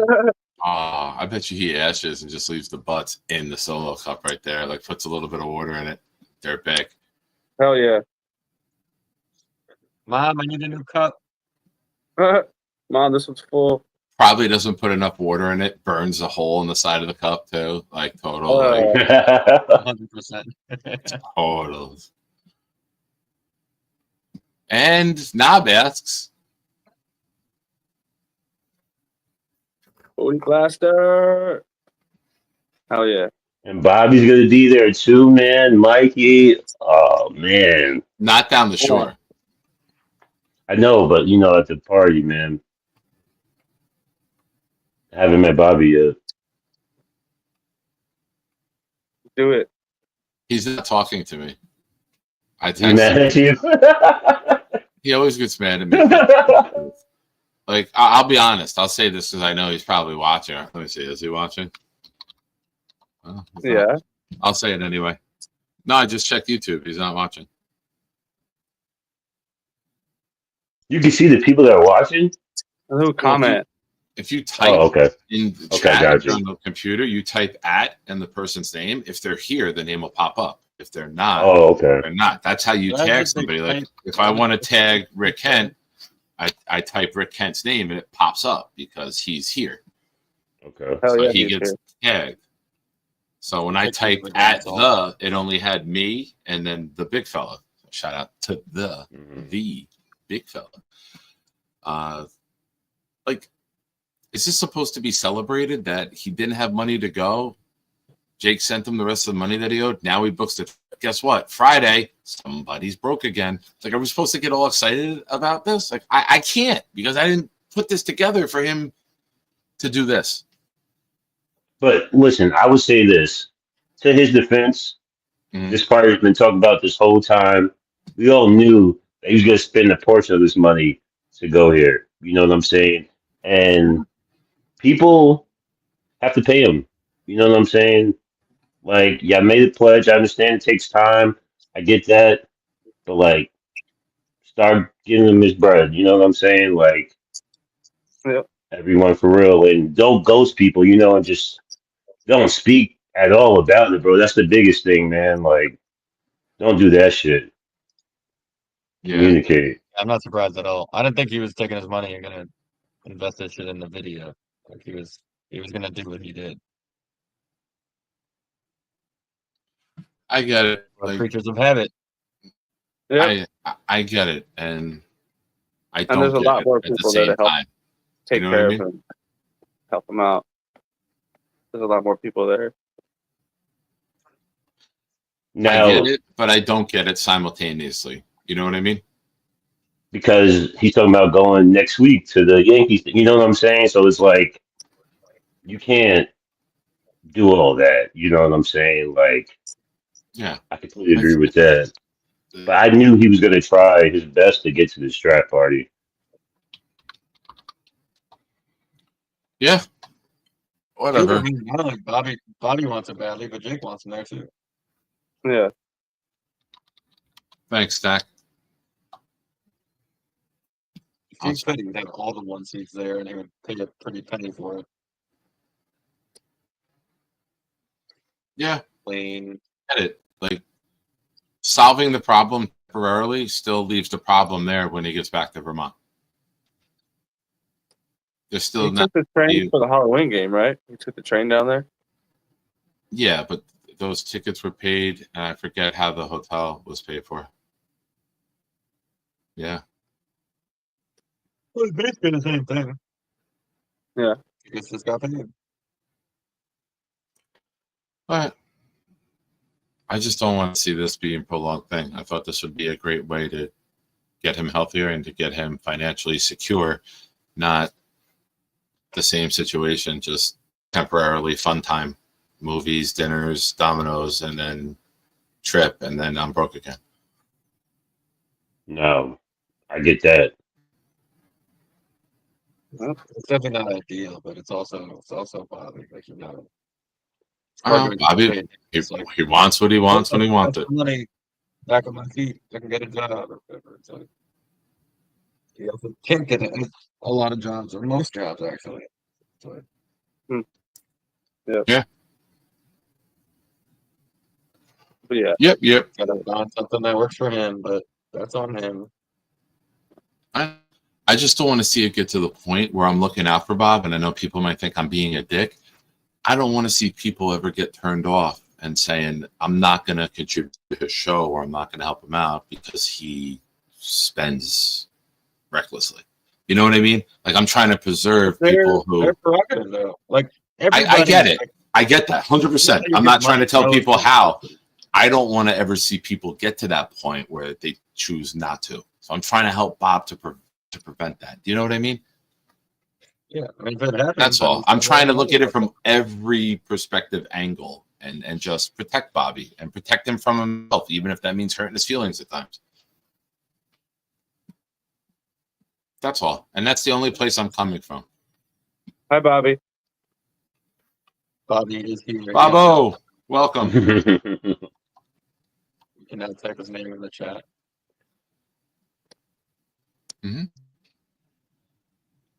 Yeah, but I can't even see the chat.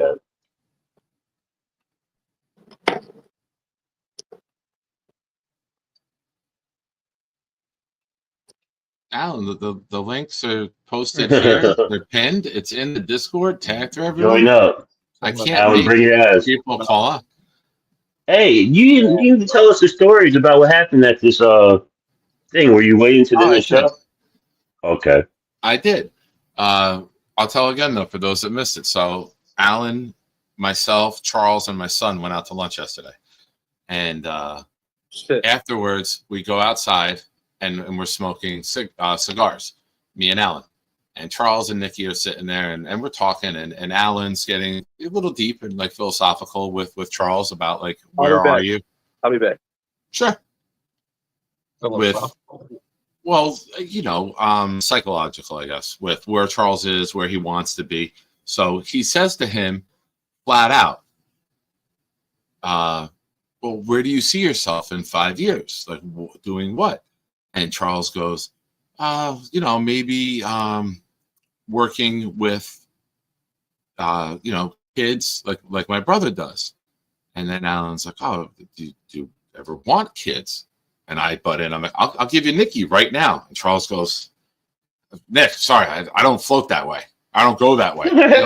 Charles, I meant to father him, not to fuck him. Charles is like, oh my God, I'm so sorry. Nick, me and Alan are dying laughing. Charles is That was the hilarious. second time you told that story. That show. I didn't hear it the first time. That was my fault. Yes. Not everyone stays here the whole show and is obsessed and hangs from my dick like you do, Nate. Some people have to go here. First of all, I was invited here to the day. I appreciate it. I'm going to fight fire with fire.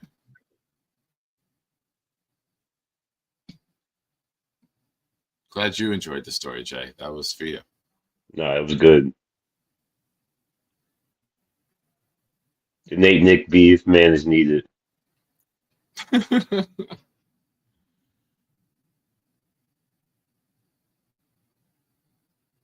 Like the Gator repent beef.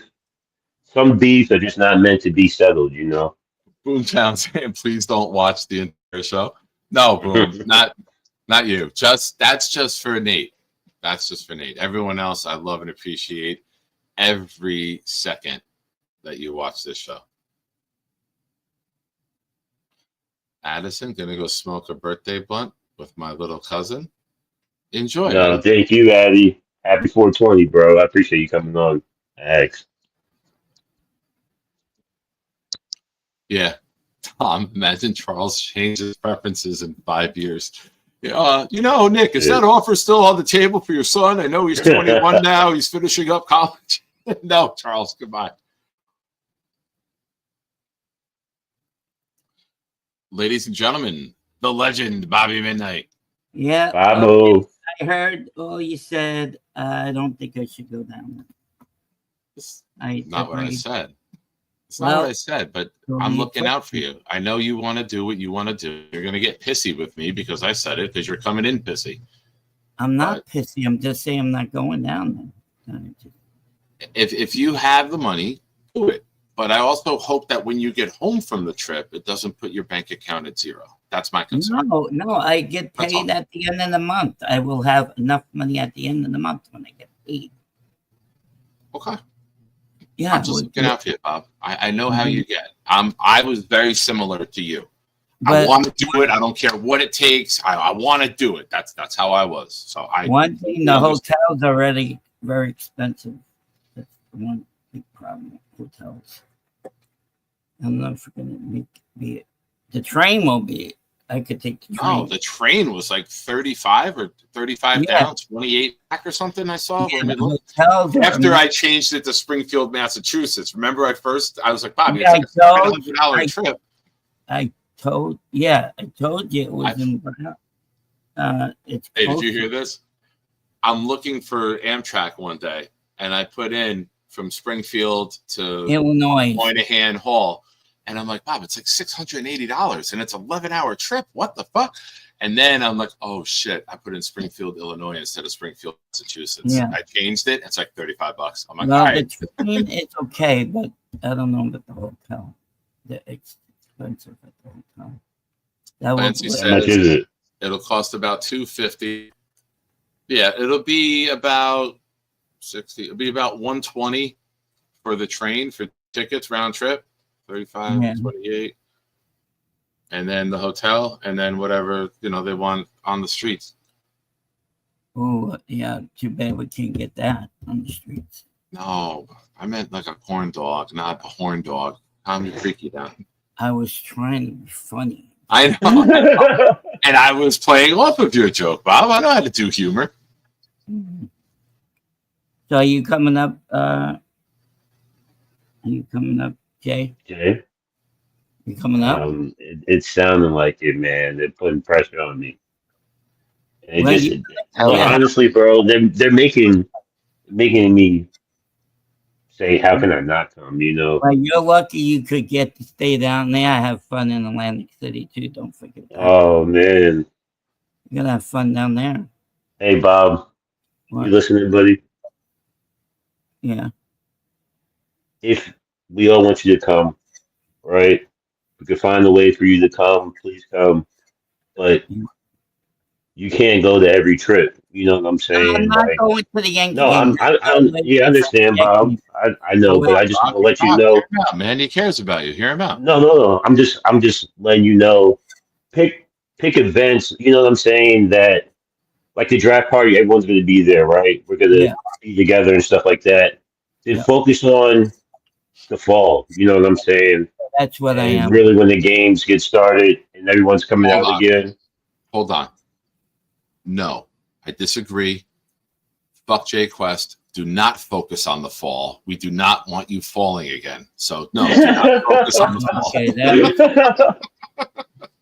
But you know what I'm saying? When the games start, it's nice and hot, and But yeah, I know everyone knew you were gonna try to come to this draft party. Been talked about for months. You know what I'm saying? The problem is you trying to go next week like you originally spoke about. No, I'm not gonna do that. You know? No, I'm not gonna do that. I'm gonna wait. We're gonna wait to see Craig in September when he comes with his whole family. So he might even come up here too. He said. He might Mhm.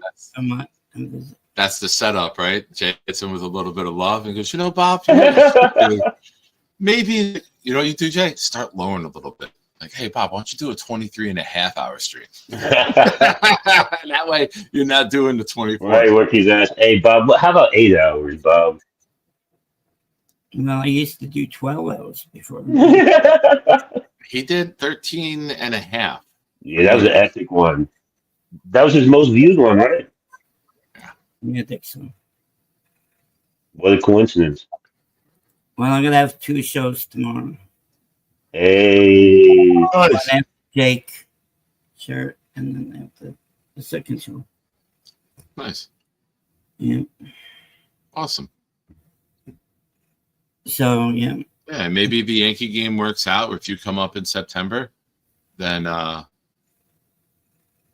you do a Yankee game and a Jet game together. Yeah. You know, like maybe do a Yankee game on a Saturday, the Jet game on a Sunday. Right.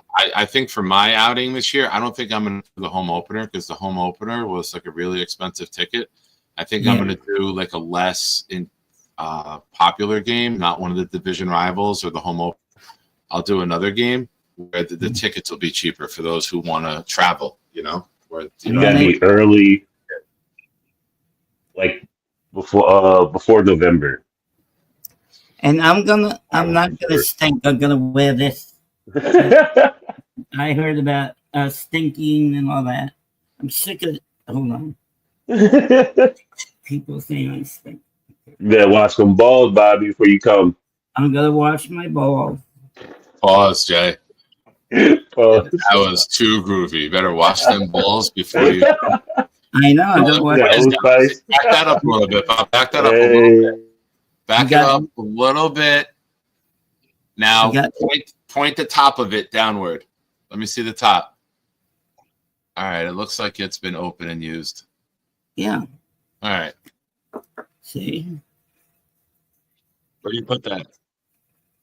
On my armpits. But you didn't. I'm going to spell better than that day. I'm telling you that much. Yeah. Tom, if it's not the opener or premium game, that's the path to go. I'm not what? I'll get in. I'm not buying Mando. I don't need to buy Mando. Old Spice is better than Mando. Yay. Somebody said they brought Mando and it stuck. That's one of Jake's sponsors. Don't talk like that on air. But it smells.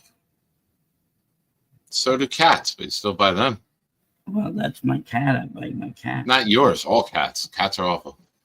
No, they're not. My cat's awesome. Who is that? Recap Bob. Recap Rob, Bobby. This is Nick's show, so be respect. Yeah, can you yell at Recap Rob, please? Tell him the deal here, Bobby. Tell him what we do, man. Tell him to go piss off. I'll get off Nick's dick, okay? Bye. If this is not your cup of tea, get out. Don't let the dog kick you in the ass. Yeah, or the door. Don't let the dog or the door kick you in the ass. The door. Yeah. Bye-bye. Bye, Recap Bob. Told him. I know. Oh, yeah, Bob. That's it. Well, oh, we got a war going on right now. Oh, you scare me. Ooh, what'd you call in? I'm shaking my boots, Recap Bob. You're wearing boots? That can't be good for your feet. Yeah, shaking in my shoes. And my slippers. All right, that's better. Okay. Nate said I'm going to be stinking. Right, Nate? I said you better not be stinking.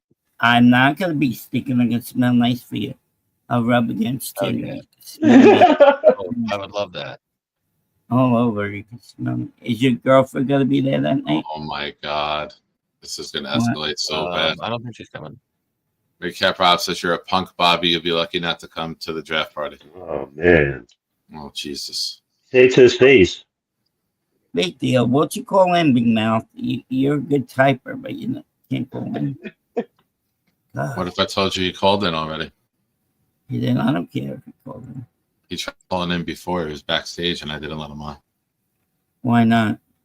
Because he's a parrot. He's a parrot? He's a parrot. He reads. Oh, is he from Glenhead? Oh, no, Bob. Oh. Gotcha. Yeah, Bobby, you're up the right alley there. Chris is on your side, Bob. Chris is a good guy. Say hi to Chris. I like Christopher. He's a great guy. You're awesome. He comes to my show all the time. Good kid. Yeah, he's real good. I love when you see Bobby go down to read the comment. You see the hat dip. When you see the hat dip, you know shit's about to get real. A lot better than you, poophead. Shut up. smell like better than you. Hell yeah. Thank you. Ladies and gentlemen, Jay taking the first hit of his life and almost dying.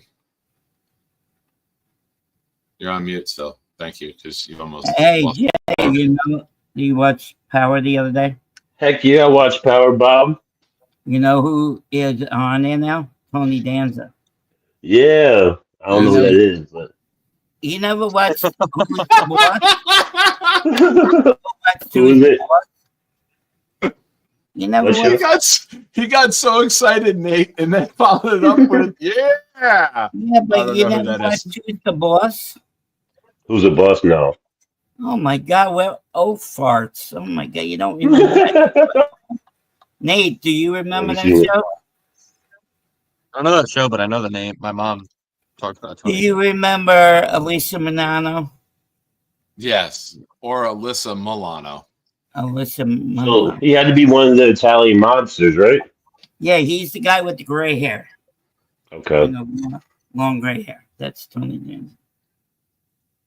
Tom Ace says was also an angel. Okay. I seen that movie, yeah. Yeah, he was in that movie. I like that movie. hmm Mm-hmm. It was a good one. Yeah, it was a good one. I'm ready for Tommy.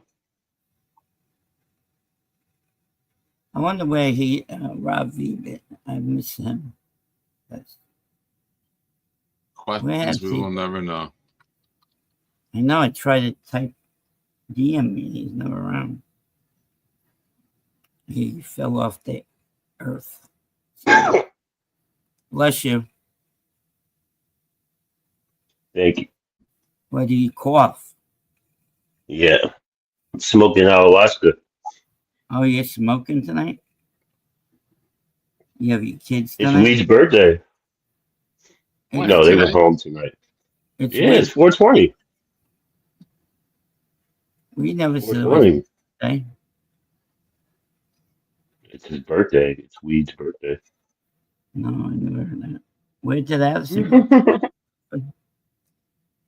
Addison John with the Cena song. won This the cousin. match.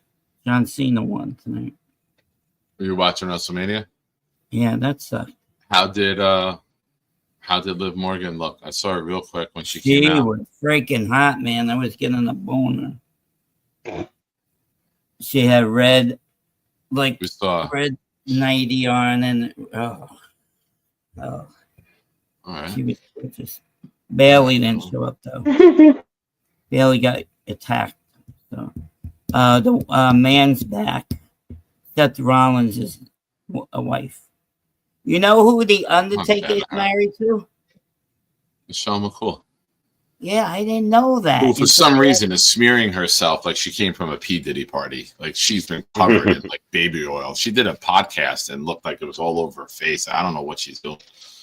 She's still hot looking. Undertaker. Yep. And he says, "Can we freak you down?" Who, Bobo? Who came out to fight Randy Orton? Oh, it's this dumb guy from TNA. Can't remember the guy's name, but it was TNA or NXT? TNA. Where he made his debut? Yeah, he was a dumbass. That guy, I didn't like him. Who? Of course, Randy only kicked his ass. He gave him the RKO about 3 times. Is TNA, Bob? TNA. That's the name of the thing, TNA. Joe Hendry? Yeah, that's his name. Joe Hendry, yeah, I think so. Or it's John Hendry. He's a doofus guy. I don't like him. You going on after me? No. Okay. All right. Well, I'm gonna start winding it down. Bob, you know I want to see you. I just don't want to ever see you put yourself in a position to hurt yourself. And that's my biggest concern, whether you agree with me or not. I swear to you, all I ever say, all I ever say and do is I want the best for Bobby. Right, I know that. All right. I just don't know where the hotel was staying at. It's expensive. I'll help you. Go in the Discord after the show. I'll help you find a hotel in the area. Okay. All right. Yeah, we could do that. DP. Oh yeah. I gotta go pee Alright. first. All right. And then- I'm Weed, sorry. don't start your No- shit, Weed. All right. Ciao, ciao.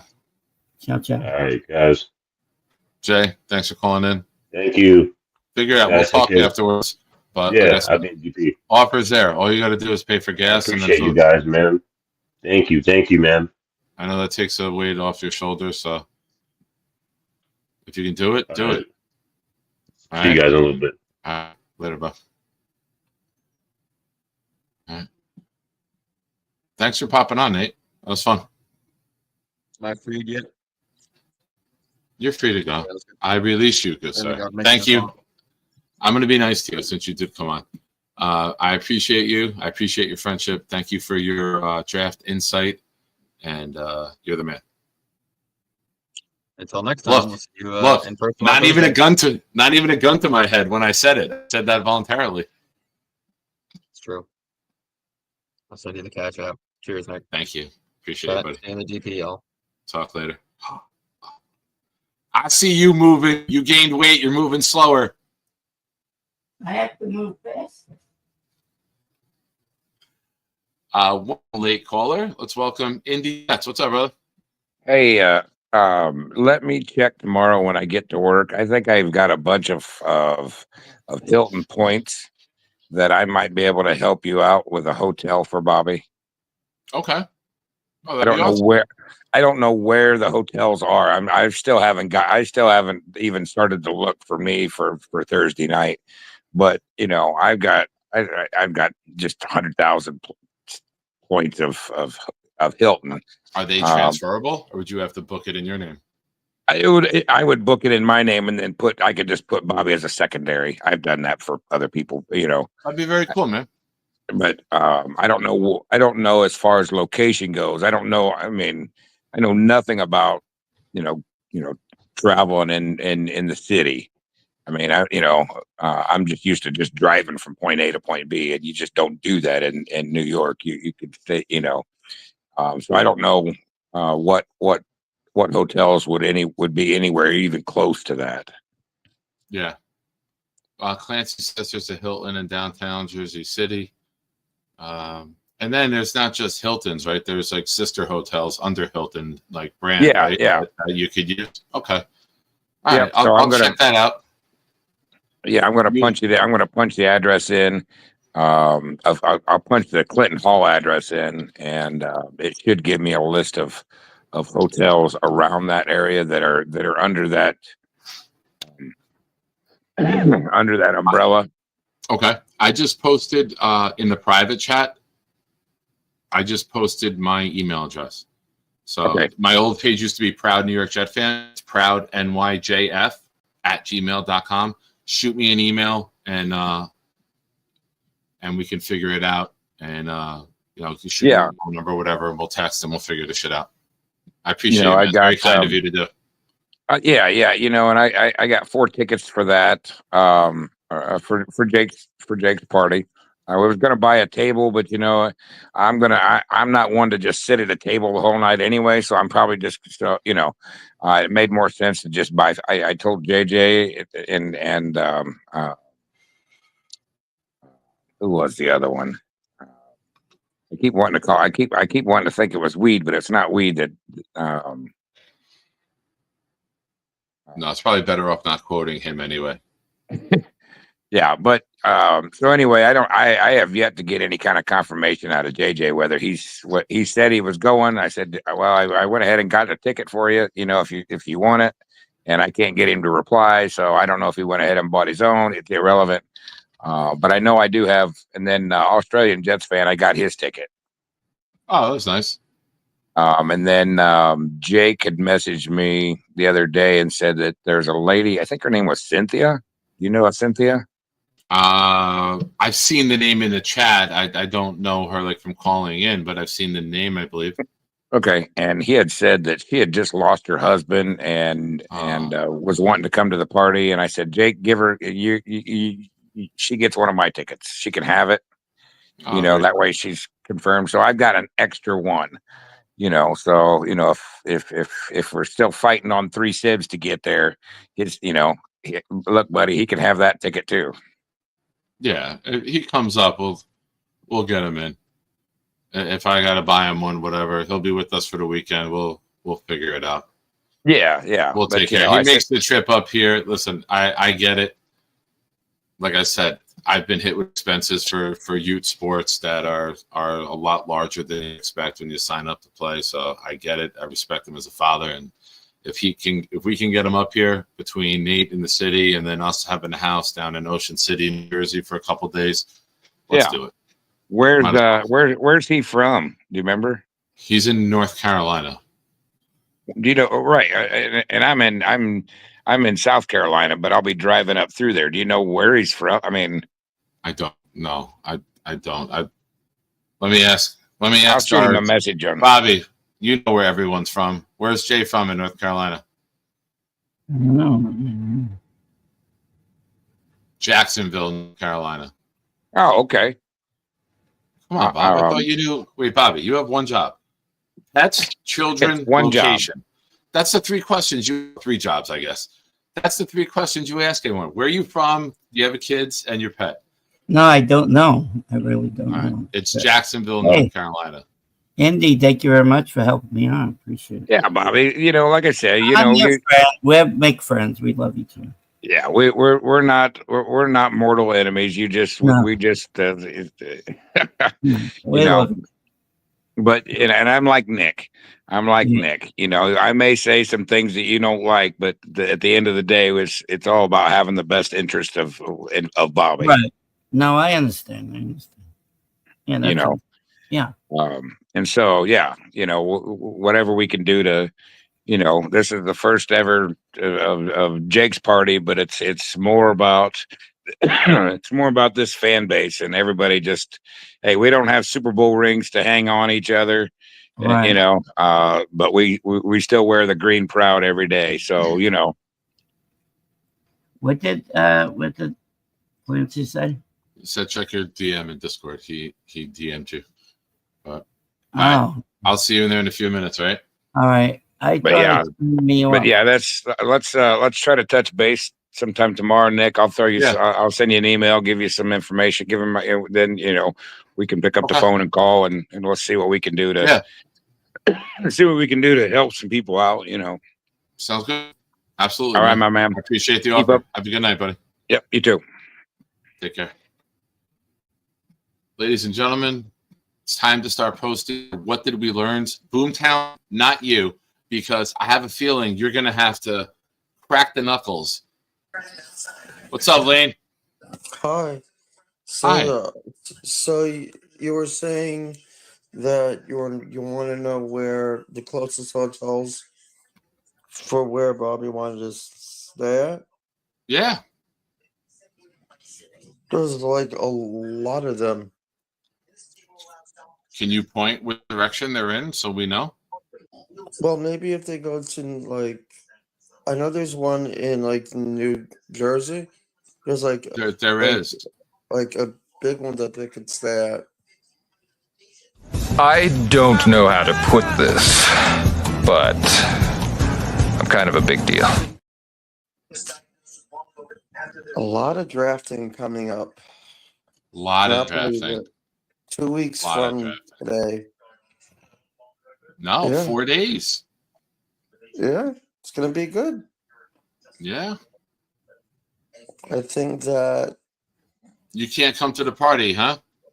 it sucks. Yeah. Ooh, I'm sorry for saying the S word, but I'm up. You know, it happens. When was the last time that a lot of people just can't like make it? I guess. All right. Oh, what if we actually, kidnapped you? What if we Happy kidnapped Easter. you? Thank you, Lane. How was Passover for you? Oh, it was good. Yeah?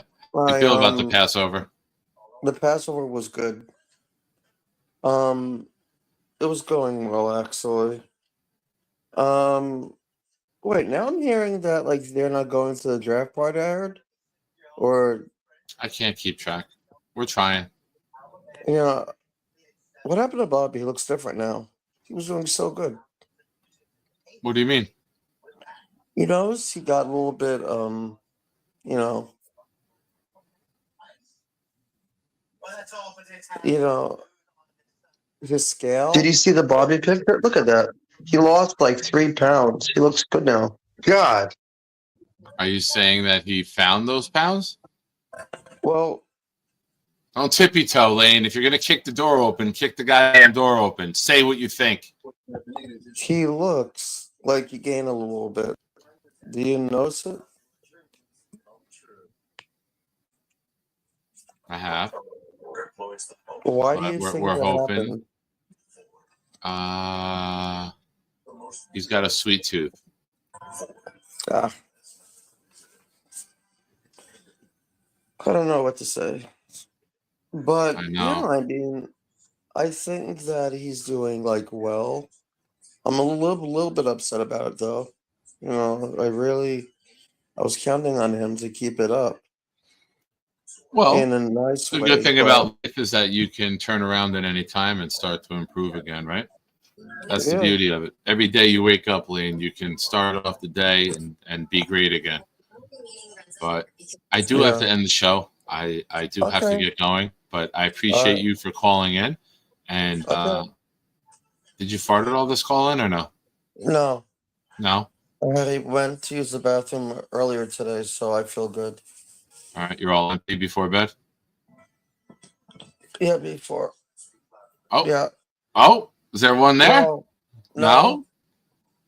No? No, okay. Oh, you sure? You sure? No, so thank you for taking my call. Thank you for calling, and I'm happy that your Mets won today. I'm Yeah, I happy know. for you. Yeah, A little I bit of know. Rick Kent, nobody else. Yeah, I know. All right. Later, pal. Have a good Okay, night. bye. Bye-bye. Draft Aaron Rodgers. Funny you put me in the suit and tie that time. Yeah. Oh, you're still here. Sure, bye. Bye-bye. All right. The Great Lane Train.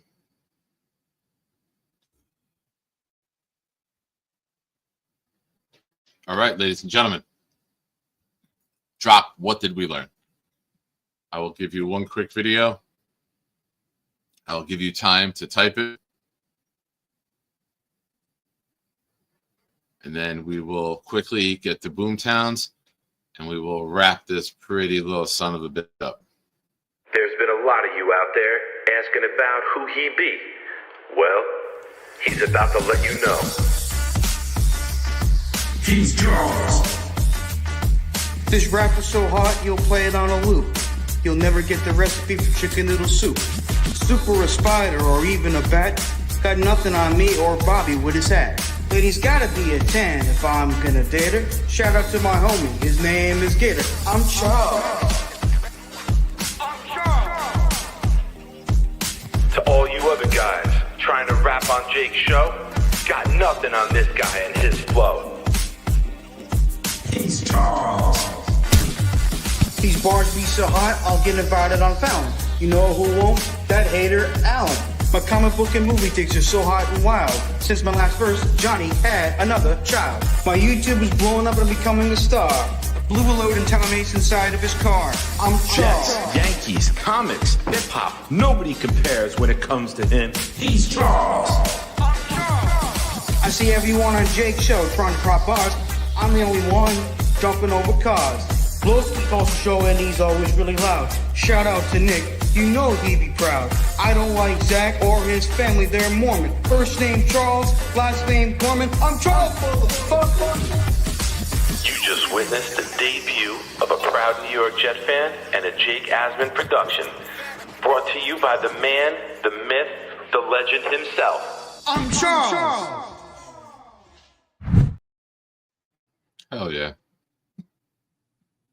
Charles is on board with a second song, an updated one. I think I could have a lot of fun writing some verses with everything that's happened in the last 11 and a half months, 10 and a half months. But let's see, what did we learn? Anyone? Chris, I learned the same I know already. Take care. Thanks. God bless you, your family. Hope Easter was great. You're awesome at life. Love you. Chris, you're great, man. Appreciate the support. So, and the fan base keeps getting more awesome because of Nick Shine platform. They're awesome. They're awesome on their own, but I love that they come here and hang out. Jets Worldwide. I learned that Charles' 5-year plan is, and I'm scared. So's my son. All right, ladies and gentlemen. Drop it, Boom. I learned that Boom missed the game, or his team didn't show up, and he was able to get here early. Shout out to everyone who gifted memberships tonight. I gifted 5, match some of the gifts that were shared tonight by Jay Graves, Stack, Jimmy Jets. Thank you to everyone for the super chats. I will be putting your name on the wheel. Remember, everything this week is doubled.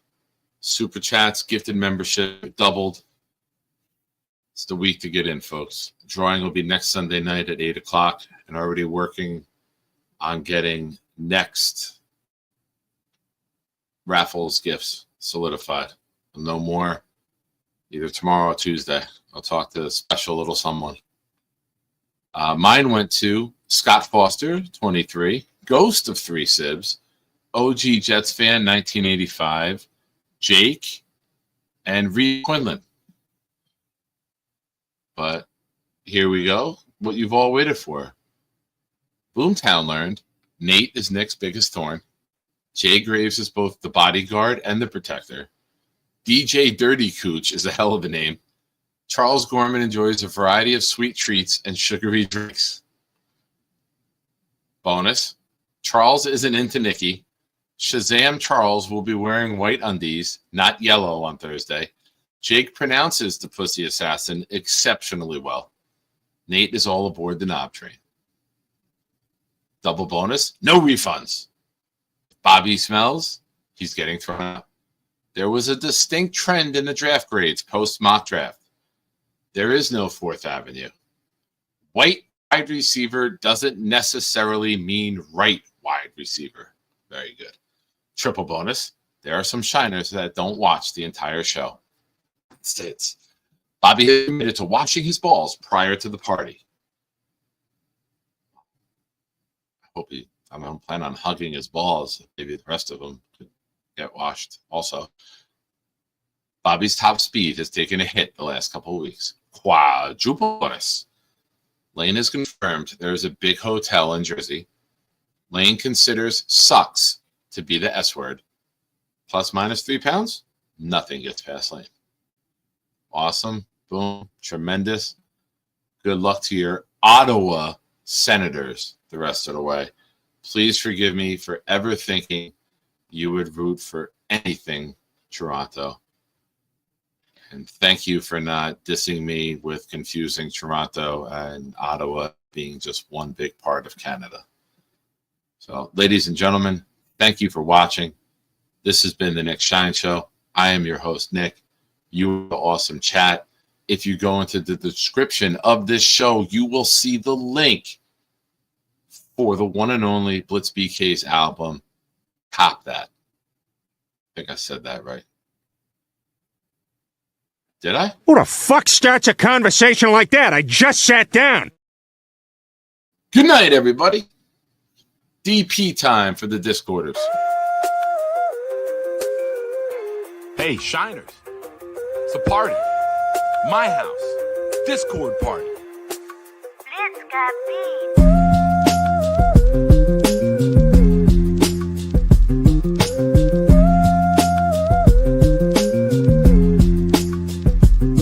Yo, we at Sean's crib about to turn up. Music bumping, party jumping. Please someone fill my cup. We greet each other Merry Christmas. And let the Jets suck while Bobby yells at scandal. Shut the fuck up.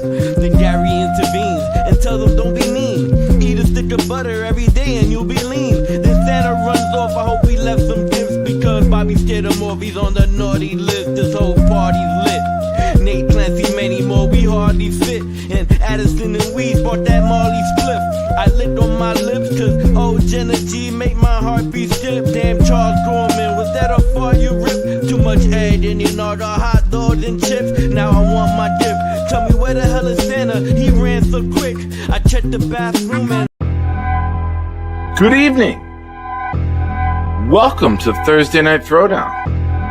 I'm your host, Nick. When the blitz comes, there's no one to block him. It's 10 o'clock, get ready for the showdown. 9 toes down, Nick, ready for the throwdown. We proud Jets fans, we don't play with them pronouns. Best roster in the league, we playing with the pros now. They tell us slow down, call us delusional, call us losers as usual. But this season will be beautiful. Shotgun with you know who, but run it instead. Lad Hall hit the hole hard. That's what she said.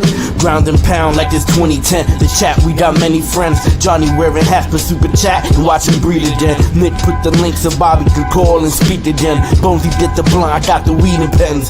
We speaking green again. Jets news like it's CNN. A-Rod and Charles Gorman, it's like we seeing twins. Feeding tins, pounding on these bleeding fins. Week 14 and 18 when they needing wins. They ain't seeing them. We run the ball and play defense. This is AFC hell where other teams repent. Ladies and gents, welcome to MetLife. This is Jet Life. We bleed green, this our best life. We just nice.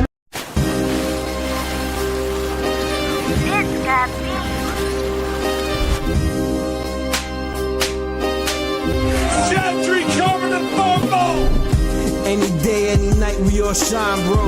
First class shine time, the Nick Shine Show.